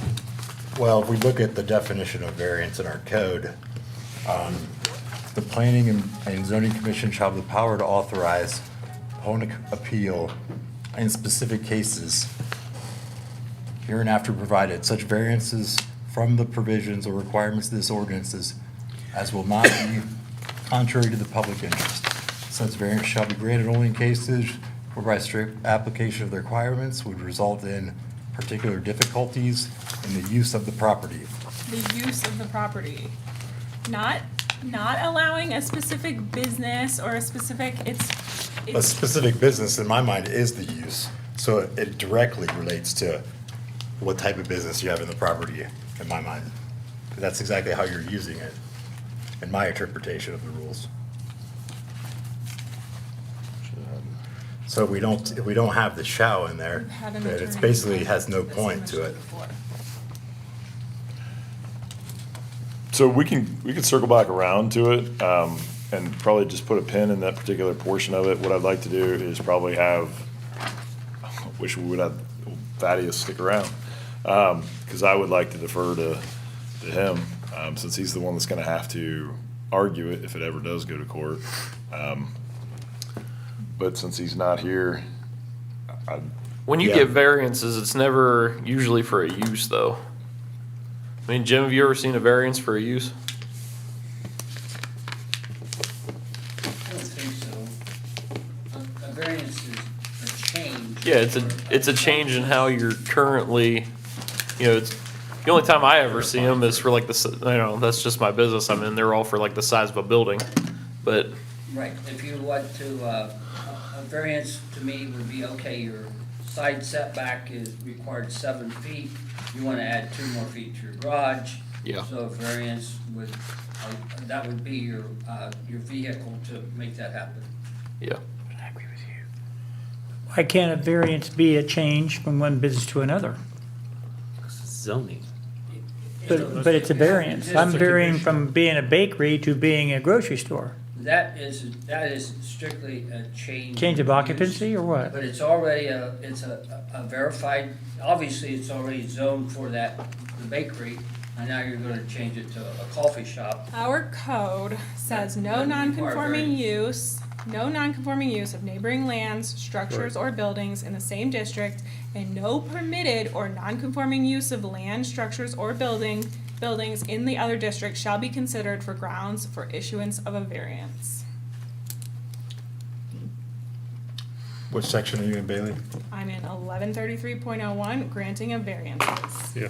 If we have a barber shop and they change it to a real estate office, that does not require variance. But if they want to put multiple family dwellings on a, Then they need to get a zoning map then amendment. they need to, right. Not a variance. Yes. Kind of like tonight. They didn't apply for variance, they applied to rezone. And if they want a conditional use, it's a conditional use permit. And if they think that the use that they want to locate there is similar enough to a permitted use, then they can get a similar apply. use permit. All right, as we I'll saw, there's not I'll a- defer, if you guys wouldn't mind checking with our attorney just to appease my senses, Bailey's probably right, I will admit, but if you guys wouldn't mind, checking. It's on the record, he said Bailey's right. Yeah, Check it, check it. She got it. She got it right at the end. but Going she away, got it. President. Well, I'm reading the variance Totally section deserved. and Like it. All right, no. And we saw there's no non-conforming use permit. That's not a thing either. We saw that because that happened over here. We asked if it was a thing. So I'll double check with the attorney. It I appreciate it. shouldn't break the budget. you should know. I mean, that's an easy question for him to answer. I Moving think. on, page 37, 1141.05. So everything new annexed is now going to be rural residential? That's already been approved. Yeah, that was. That's already been approved. Yeah. Yes. Thanks for bringing it up, though, because that's going to be another topic of discussion. This will be coming along the pipeline. I would like to see it not go to rural residential. I would like to be agricultural. More cities actually have that in the zoning and annexation process. Is that what the land we would annex already is? Correct. Most of the time, not all the time. So let's say, for Yeah, you instance, can't this. say always. Yeah, let's say, for instance, gosh, I hate to use that one because it's a horse that's been beaten to death. Let's say, yeah, let's say next door, or let's go all the way out to the office park where they're currently farming it. Office park is inside the city limits, but across the street, it's agricultural, it's being farmed. Let's say that comes into the city. If you bring it as rural residential, it just complicates the situation because now you've given it a residential distinguishment rather than ag, and ag is obviously the most restrictive. I mean, you can only do some agricultural on there. If you do a rural residential, it can be, I think our current zoning is 2 acre lot, or no, not even that. Talked about that. Three acre lots. Yeah. So they could take the property, bring it in, and they could put 3 acre lots on there and do it. Not saying that that's bad, but let's say we wanted to have that particular piece of property identified as We don't get to office park. decide what happens. Why did we Agricultural. change that? Because that was one of the first things I remember doing on zoning. Well, Why did we change it to rural residential? 'Cause our- Because it did come in as SR1, which is Oh, our okay. other lease density. Yeah. We're getting, And we can't get to agricultural because we don't have an agricultural zoning, which is actually what I'm teeing up to council to establish 3 new districts. One would be agricultural, one would be technology and manufacturing district, and then another one's gonna be some sort of employment center. Yeah. Because we don't have any of those things right now. We have light manufacturing and rural residential. Not real great for where we're at climate-wise with what's happening. So we need to get those 3 things teed up, and then that way it can come in as agricultural. We'll have a definition for that. It'll stay its current use, and then if that applicant then wants to do something, they obviously are very restricted, and we can have a lot of leeway in that discussion. And then maybe it needs to be technology and manufacturing district or employment district, whatever those cases may be. We're going to have a defining area that helps guide that. So, good question, Steve. well, that's another meeting. That is a whole big other meeting. Help me, what's an employment district? Employment district would be kind of a blend between manufacturing, office, focuses on the employment of people. Light manufacturing, you think of, and it's kind of archaic in the word of light manufacturing, you think of, some steel mill or something like that. Employment district allows for probably a wider variety of newer uses that you're seeing come to the area. And it doesn't have to be employment district, that's just an example. That's what other similar cities have done with their employment centers. It's got a friendly name. It seems friendly, so yeah. Thank you for answering. Absolutely. That's all. Yes, sir. Another change that I would like to kind of see, and that's other consistent, and that is 03D is in dog, plan unit development. Since we don't have zoning for that anymore, Yeah. I'd like to see the definition out of, the definition 1121 youth. Right. If you go to 1121, paragraph 53, it defines PUD a little more definitively than what's in here. Sounds like a good suggestion. Pardon Bailey said, sounds like a good suggestion. I'm hearing Bailey concur, so I will defer to her because I'm not able to navigate that quickly on I got it right the here. sections. You got it, there you go. Plan unit development, yep. So we need to update that. She concurs. Any objection to that? No. All right. The other recommendation that I would have, and that is on the table, is to add the chapter of each one of those for reference purposes. And there are two classifications that aren't in the table that I would think you'd want to add. And that's SFPRD, what used to be PUD, section 1179, and also the SU, which is section 1170. Bailey is also concurring with those, so any That's fine. objection to that? I agree Good with points, that. thanks, Louis. Appreciate it. Attorney Louis.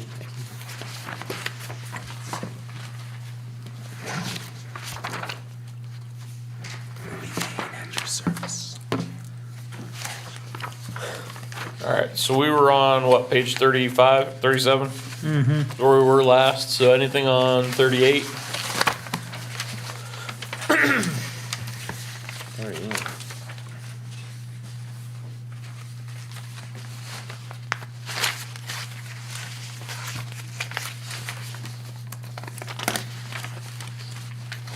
I know somebody made the point of looking at this while we're looking at GCC two, just to make sure that there's not a weird overlap or something like that. Yeah, and somebody, Steve I actually. think you want to look at both of them at the same time, one and two. Yep. And that's totally fine. If you want to wait to go through that, I'll, at some point, try to get GCC two finalized or at least started and get that over to you guys. And I have no problem if you want to look at both of them together, by any means at all. So, We can at least make our amendments to this tonight and then, Do you think you should send them all together? Hmm? Because council had the same question about like similar uses. Right, they were on the Do you think- previous meeting. we tried to send them all together. We tried to send them all together one time, remember that? 4 years later? Due to time constraints. Oh. GCC two, we took it back off. It really wasn't a finished product. It was just gonna Yeah. probably create more discussion that was gonna take up a lot of your guys' time. It was more of a scramble to get something on a meeting. That way there was at least some discussion points the last time, but it ended up getting canceled, so. I agree, they should be done together. time. Yeah, I'm totally fine with waiting. Said we like discussions that take up our time. Come on, guys.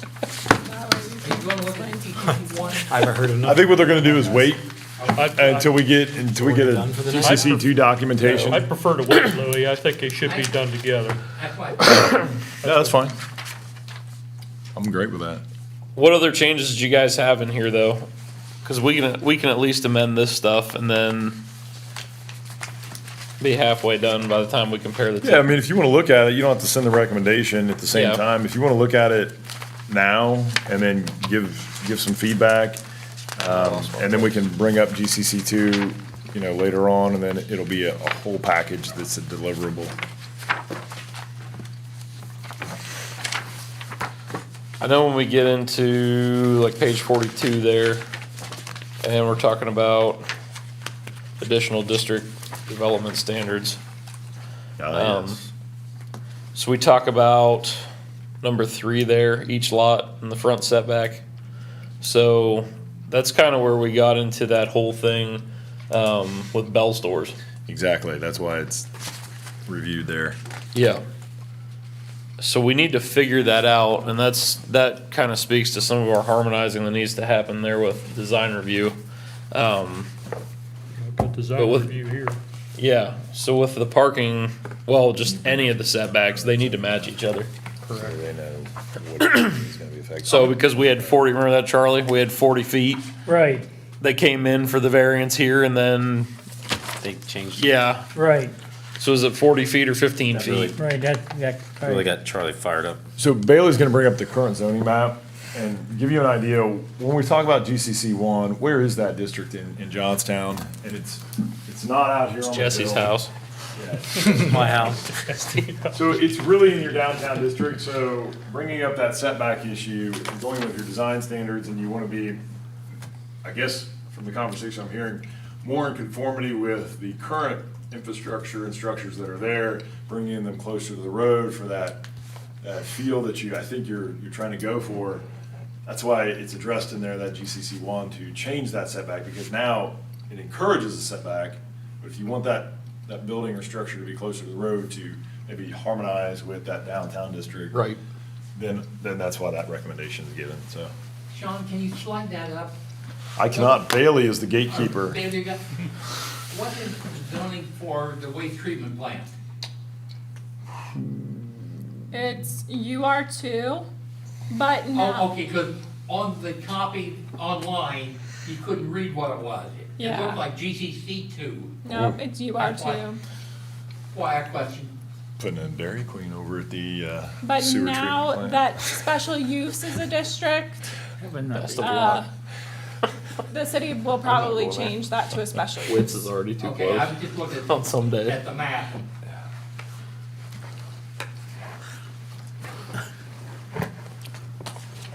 So, okay.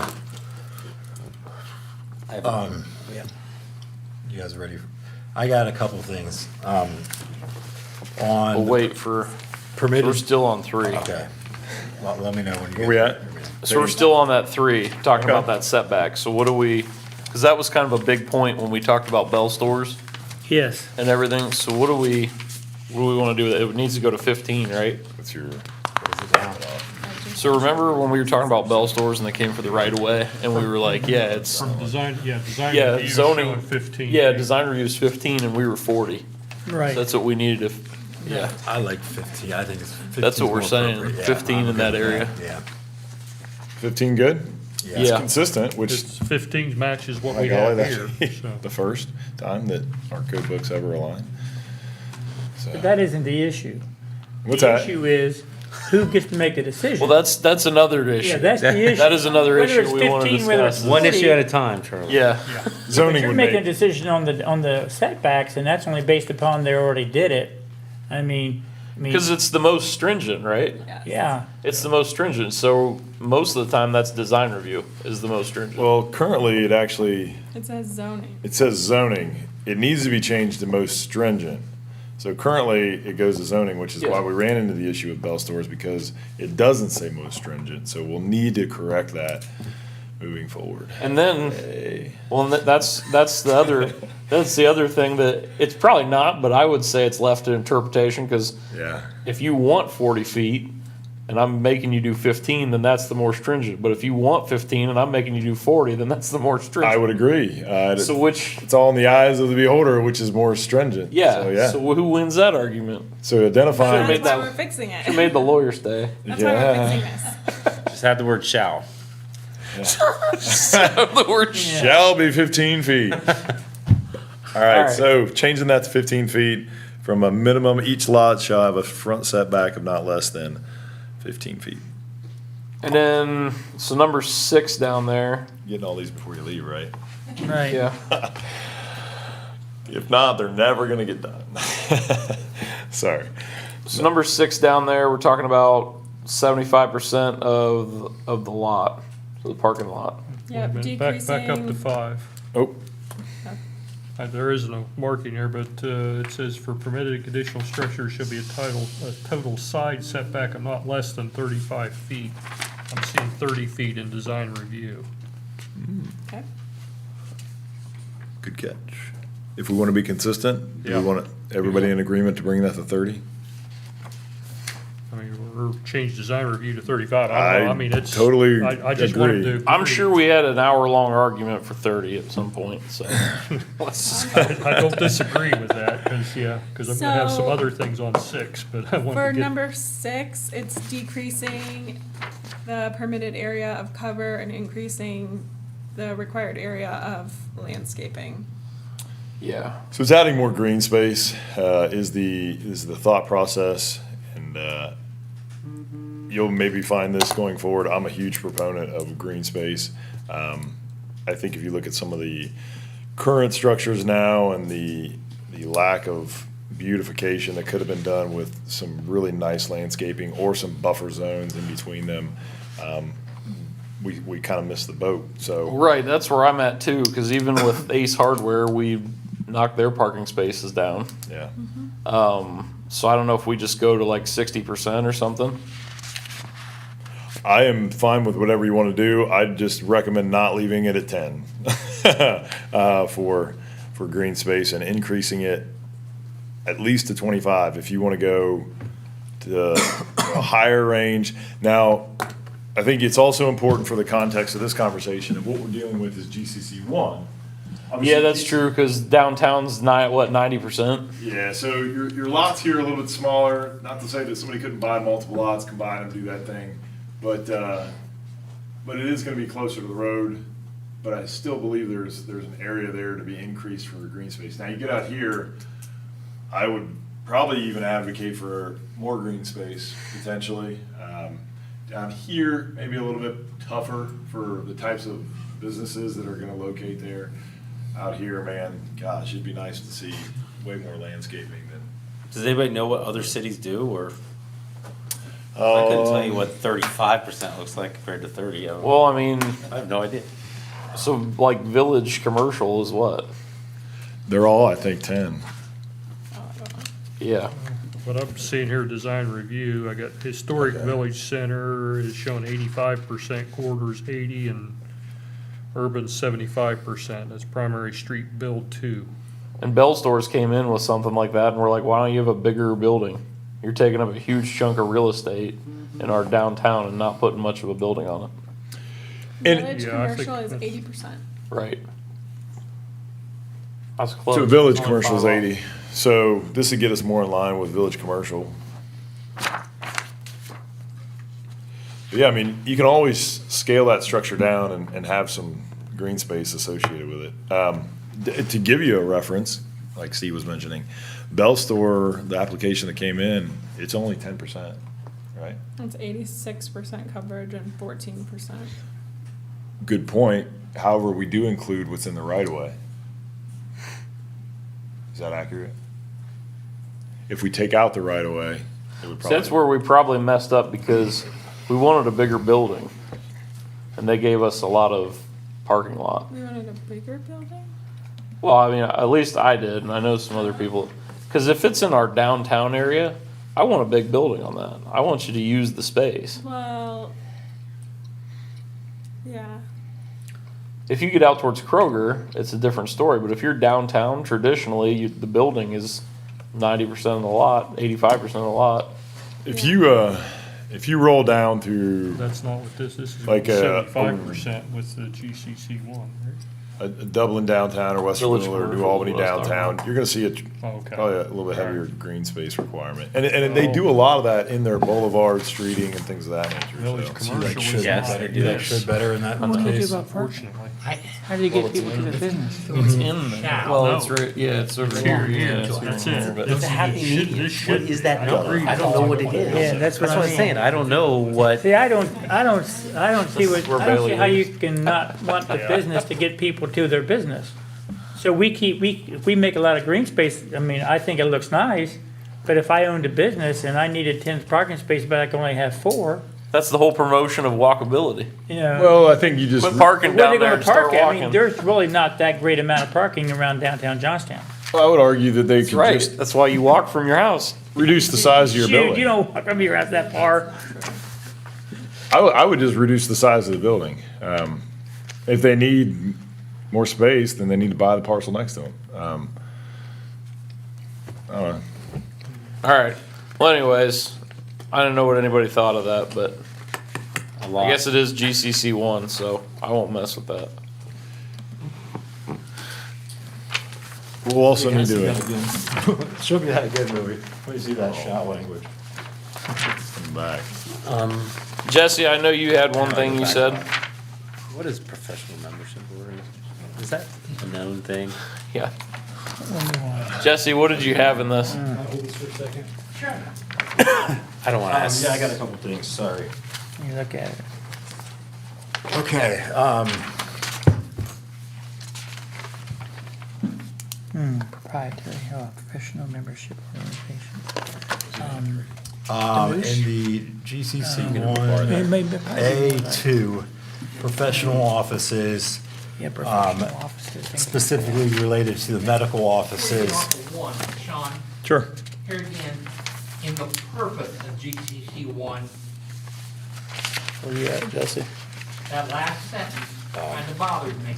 Because it says shall? Probably got a shall in it. Yes, shall be. We're gonna play a game. It's gonna involve a shot glass. Every time somebody's. We are being recorded. Yeah. It's okay. Trying to add a little humor. So what are we changing the shalls to, mays? Should. Should. So it's preferred, but you don't actually have to follow the rule. Should is preferred according to our definitions. That's weak in my opinion.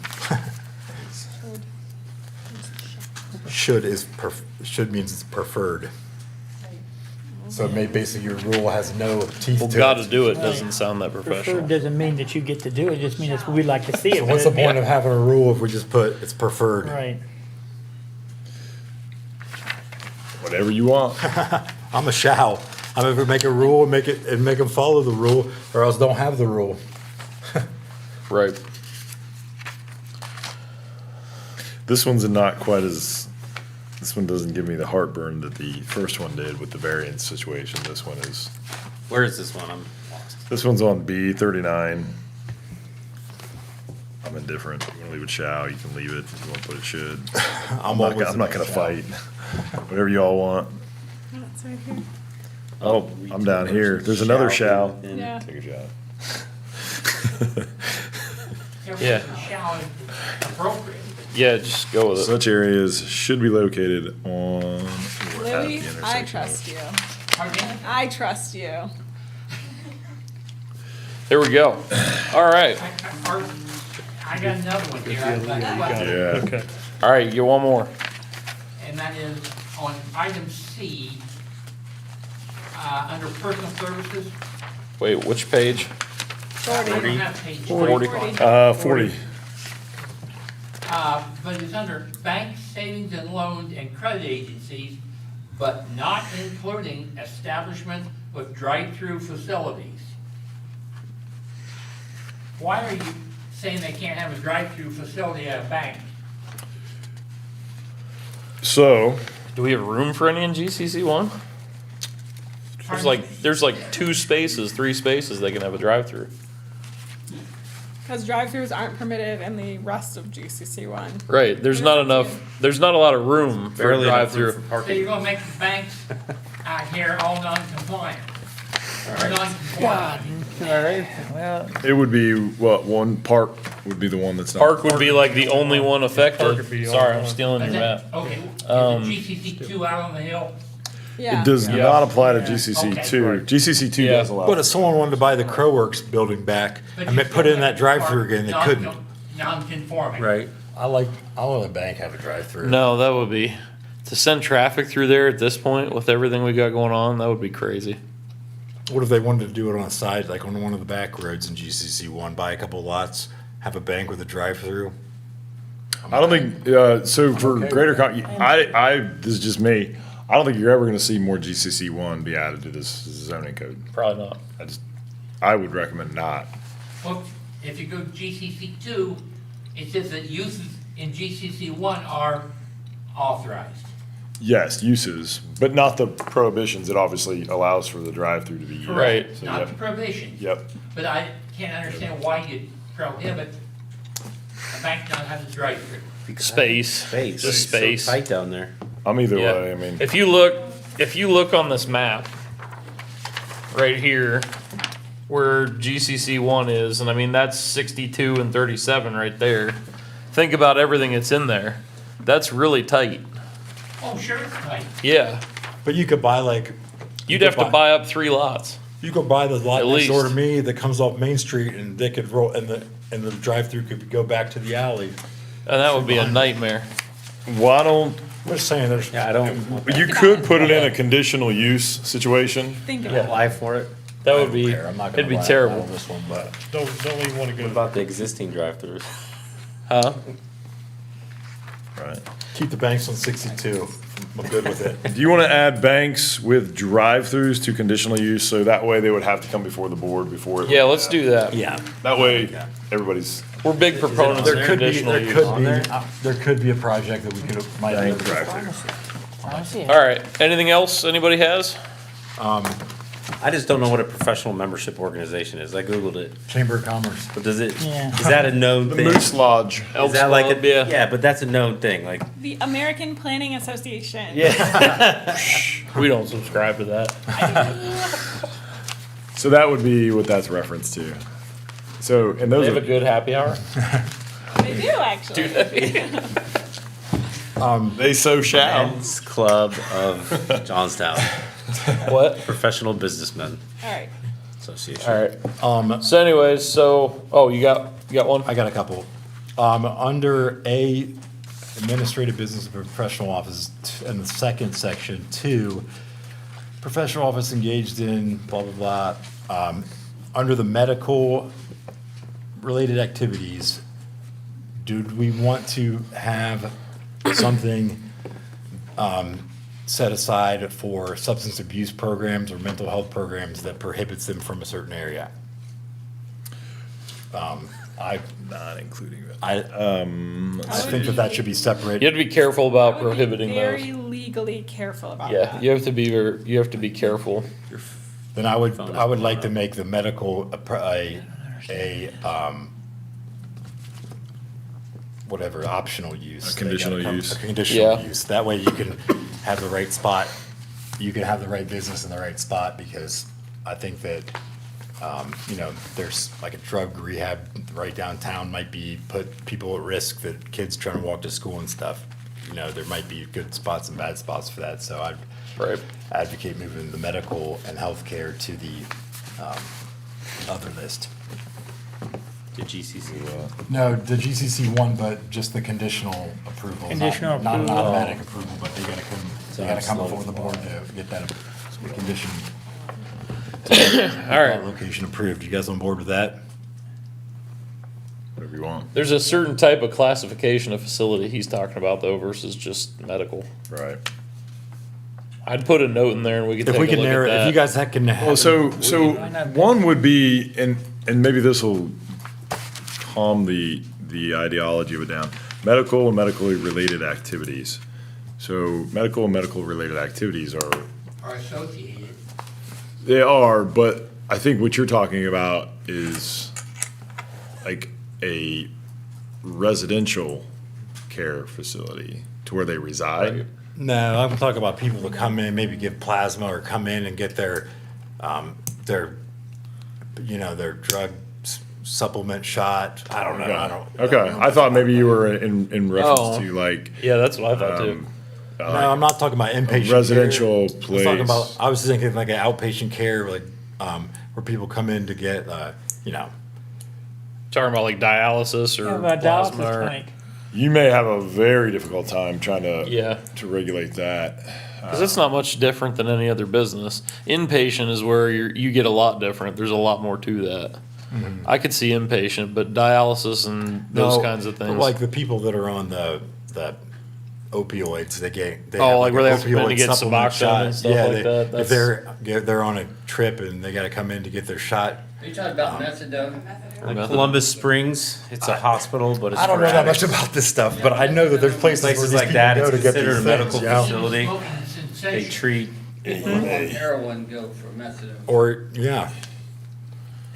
Even if you put it in a conditional use and you tried to restrict it, you still would probably get called on the mat for discrimination.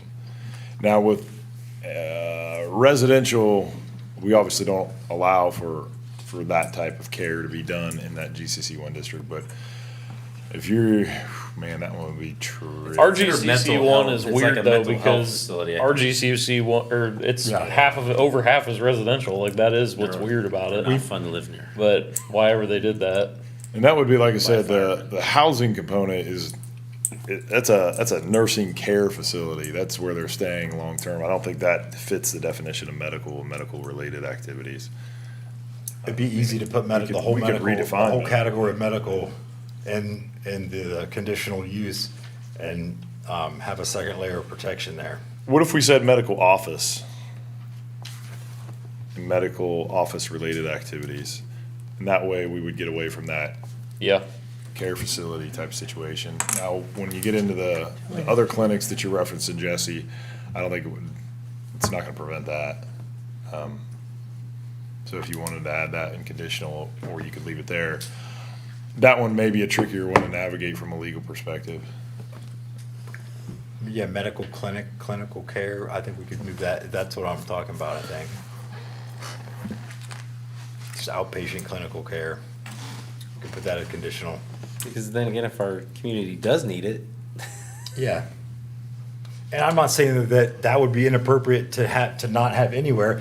Maybe it would be good to have on a secondary street, maybe not on Main Street where kids are walking up and down, right? That's where I'm kind of going with this. You guys see what I'm saying? Like, I'm not saying that these services aren't needed or might be aren't appropriate everywhere, but maybe it's not Main Street. Let's do this. Why don't you research like how New Albany and Upper Arlington and them did it? Because if anybody did it, I'd bet money they did it. Funny you mention that. Come back and this whole thing is from New Albany. Well, there you go. So, just for transparency's sake. I know where you're going. If you want to look it up and research how they did it and come back to us, we'll take a look at it. But yeah, he's saying he ripped it off. He ripped it off. This from is New one of Albany, their so- older zoning are you guys gonna vote to districts. pass this today? They've since got No, everything we're not. rezoned, That's what I'm but saying. You can look it up. Before they got everything rezoned, this was one of their districts. Yeah. Why not veterinary? I'm just asking, why not All right. veterinary? Where's the history on that? Let me go to my summer. Listed in conditional in case of noise problems. Because veterinary in Johnstown used to be a lot different of a thing.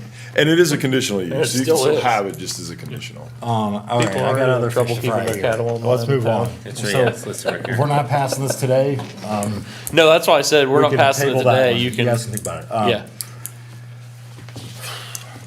Yeah. Funeral services, whatever. What do you guys think about that? I'm not a huge fan of it, but Crematorium, my God.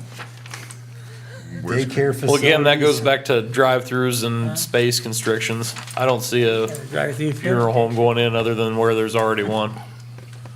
Too expensive. It's too easy to buy property out somewhere and build your own facility you want. So there's definitely a difference between crematory and funeral services. I would argue heavily on that, and I think your legal Funeral team would be like services. totally different. Funeral services That's just a- means somewhere where a funeral is held. Hey, cross cover, whatever it's called now. But you could technically do it in your own house. You don't burn them though. I think we should add back in clothing and furniture, theaters, and tobacco. That may be covered under retail stores primarily selling merchandise for personal or household consumption. Agreed. Okay. We can move on. Theaters wouldn't be. That's the only other, that's the one that. I don't disagree. It's not in there. If you want to add We already have that though. theater. Cool. Okay, now I'm down in 115503, conditional uses. First, in section B, we've added language saying multifamily located on the second floor, which is consistent with the old language, or higher structure and single-family units in accordance with SR1 requirements. So basically, you're allowing single-family homes into the GCC1, which I don't like that. I think that should be struck. Jesse, your house is zone GCC1. But if they're going to be, we're talking about like future building, right? Not necessarily. It could be existing structures that are along the GCC1 corridor. There's a lot of. There's a very few empty lots in the GCC1 area. I think maybe like 3 or 4, and I don't think that those, I would rather see those be built with a commercial structure than a residential structure. And I think that's sort of fits our future land use map, is that, that kind of converges eventually. So in my mind, I think I like it the old way better, that they could have a second story residential unit and first floor commercial. I think that fits the area that's down there now and how it will grow better. I think, well, in another provision of your SR1, it would have to be a pretty large lot for a house to be on it. If that's your concern of how a lot of housing going in, I don't know. Or can you give me a specific, just so I can follow and track, are you able to give me a specific lot that you're in reference into, or are you able to pull up? 2 dwellings per gross acre. Well, I'll say that. All right, I'm just gonna pick one, like, You're fine. I don't know where Marvin's, that big, it looks like an old school building back there. You know, I think that might be industrial, but, for example, do we want that to be, fill in as a commercial, you know, or, you know, like back, So that one is zoned light manufacturing. So okay, that one wouldn't apply. there's one that's between the auto mechanic shop and, that's, what is that guy called? It's on the backside of the parking lot, backside of the horseshoe. There's an empty lot back there. Would that be a house? Do we want that to be a house, or do we want that to be a business? Well, and I will say this is a conditional use, so you don't have to grant it under the SR1. So you have the ability to say no. Now, it'd probably have to be based on sound decisions, but, and a reason. I don't know. What do you I would say if Where are you, you guys at on this? I'm having a hard time picking the lot. Where's it at? Is it downtown? Anywhere in GCC1, Automotive. the way the code's currently written is that you can't build a house on GCC1. It's for businesses. You can rebuild it You- in the exact footprint. You can rebuild a house, like where I live, or anywhere in GCC1, right now, it's the future land use map has that as a corridor business district. So either, I don't know, in my mind, either we change all that, or we leave it as it is, where it's just for businesses. The lot right now wouldn't qualify for a residential, single-family home. Right, yeah. It's not big enough. That lot. Is that one Tory Baldwin owns behind the Bars Automotive? Yeah. Between. I'm just trying to think of like any. Oh, no, there's a lot are there behind any- my house. There's 3 lots that are for sale that would qualify for it. They're not for sale, but I was there's, gonna say, they sold, didn't they? one sold, the other one's not, they're not for sale, but they will qualify. I think they'll be big enough to build on. Yeah, they But, are. you know, they're surrounded by homes. So I'd like to keep it in there for those, maybe not on Main Street, but behind Main Street. As a conditional use only. They have frontage. Oh, On Casson. On Casson, they do.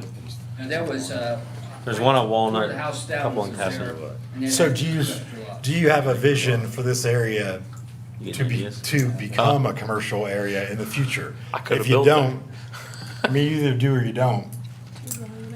If you don't, what's that? Was commercial originally. When you put up to Maple Street. Well, that's what I'm saying. Should we have this GCC one if it's not gonna be a commercial area? That's Well, you all. have it. Well- It's there now, so you have to leave it. Things have changed since that was known as commercial. The lawyer's office is gone. Yeah. The slaughterhouse has reduced their usage. The building behind the slaughterhouse is only a storage, like a warehouse now. J Perfect is not selling auto parts out of his house. He's dead. So what was originally That hampers that basically plan. real retail in there has changed. All right. So we're gonna, all right, whatever. It just doesn't make sense to me to have a GCC one if it's for residential housing, but. I think I understand where you're coming from, Jesse, with the overall concept of the infill lots and where you want to go, probably in relationship to some of the old. Because they're gonna be light snatched up and build up manufacturing. as houses way before they'll turn into businesses in my mind. Mm-hmm. Like, they just will. And so I'm thinking like future, if you allow them to be houses, they'll be houses. That's just the way it's gonna develop and, you know. Yeah, I don't know. If you prevent houses, then eventually someone will get a project that's big enough that they can put a cool commercial project in possibly, you know? So.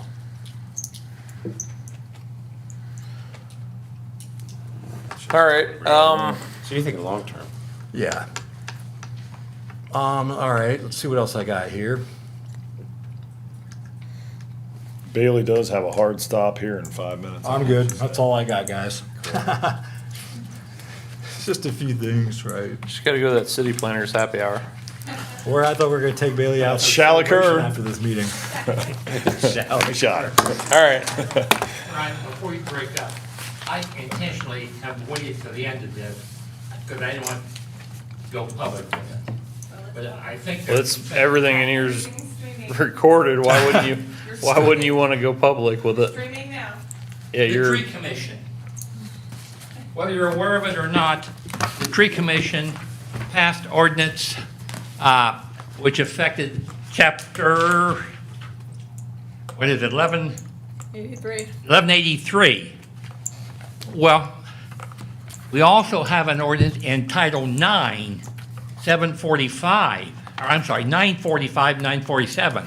945 is a tree ordinance under the control of the manager. 947 is the ordinance or chapter that authorizes the tree commission, allows them to control trees. They've passed the ordinance over into zoning now. The problem that we have, and that is 1183.076, reads as follows. Any person seeking a zoning certificate, a variance, a conditional use permit, subdivision plat approval, development plan, plan approval, or site plan approval shall file with their application a landscaping plan prepared by a registered professional, which by plot plan and description shall include, which are many things it has to include. But the kicker comes in item D, which reads, no variance, zoning certificate, development plan approval, site plan approval, or conditional use permit shall be granted or issued until final approval of a landscaping plan. The issue there is he can't issue any permits until that's corrected. That's correct. Pardon me? That's correct. But it's kind of unbeknownst to the planning commission that has been placed under your control. The planning commission reviewed that. Yep. and No, they forwarded it did to not. council. No, they did not. Yes, they did. The one before that, ordinance 34-221, which didn't have those requirements in it, the tree commission voted in favor. This particular ordinance, 082022, was not reviewed by the planning commission. So you need to be made aware of that. My silence is because I was not here Yeah, during Sean that. wasn't- yeah, So Sean I am not going to be able to speak When at council all passed about this. updates without, Pardon me? was No, that, we reviewed one council of them. passed Yeah, updates? you did. I couldn't tell you what the number was at You this point, but we reviewed one of them. You're saying, Louis, you're saying And council then it passed was those amended updates? Again, Yes. Council passed those updates without us? yes. Oh, yeah, that doesn't surprise Yeah. me. But But They can. No, Yeah, they can. no But application will be sent to you And until that's why it's. I wanted to make you folks aware of that. if I felt the meetings that, if everything we pass up to them gets changed before they approve or. By for approval. charter. They have the Right, right. yeah. By charter, that is supposed to come through the planning commission. So they should be routed this way. That's correct. Well, that's It went good. That's a good directly to point. council, council approved it, it went into effect without your knowledge, other than maybe yours, that you voted on. Yeah. That's why I said I probably reviewed it. That's probably why I knew I reviewed it. Now, here's what I say, get back here to it.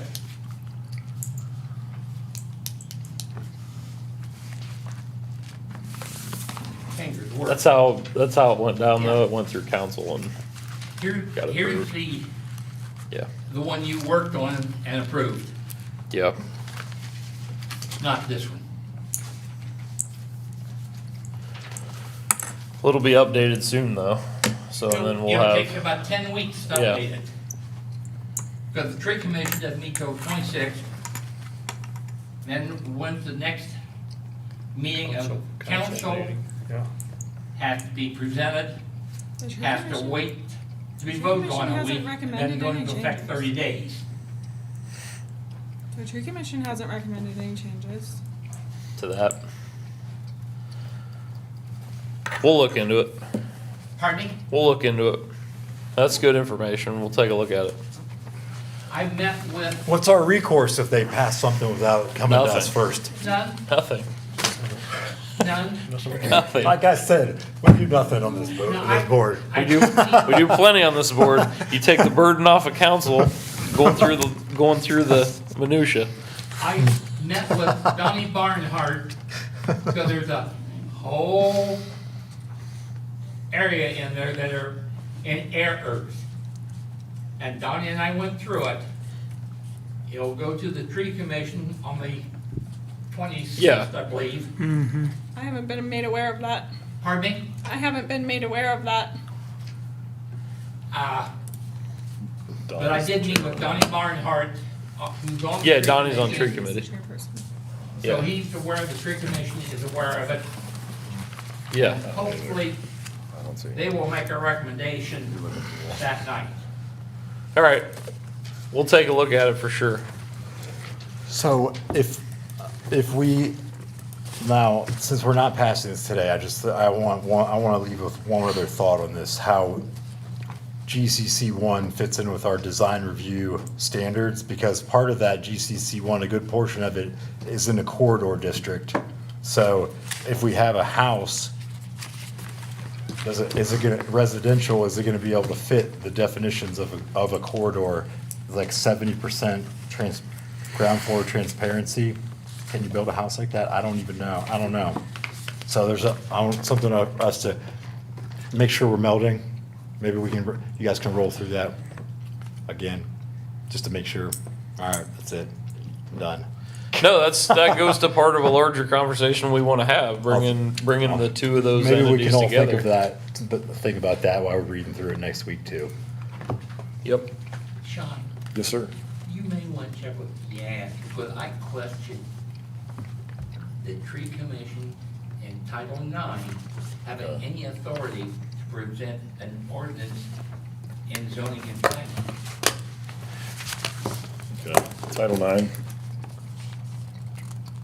They can present a recommendation. They can present anything they want to council. Yeah. Have they ever presented something Or they to us? could present something to you, Tree commission? but should that be in the zoning, or should it be in the tree ordinance, 945? No, it's a good legal question because we want it to hold up for when we have to apply it. So I got down tree commission and Title IX, check with Yaz. Yep. Okay. Yeah, do I have the authority to do that? On Main Street, one woman got that put in. No, nothing for sure right now. Tires removed on the property on Sunset. New location to be determined. They may end up in Concord Crossing in some guy's yard. I don't know yet. But anyways, that's all I have. We'll make a motion to adjourn. Second. All in favor? Aye. Aye. Thank you all. Appreciate it. This is Bailey's last day, so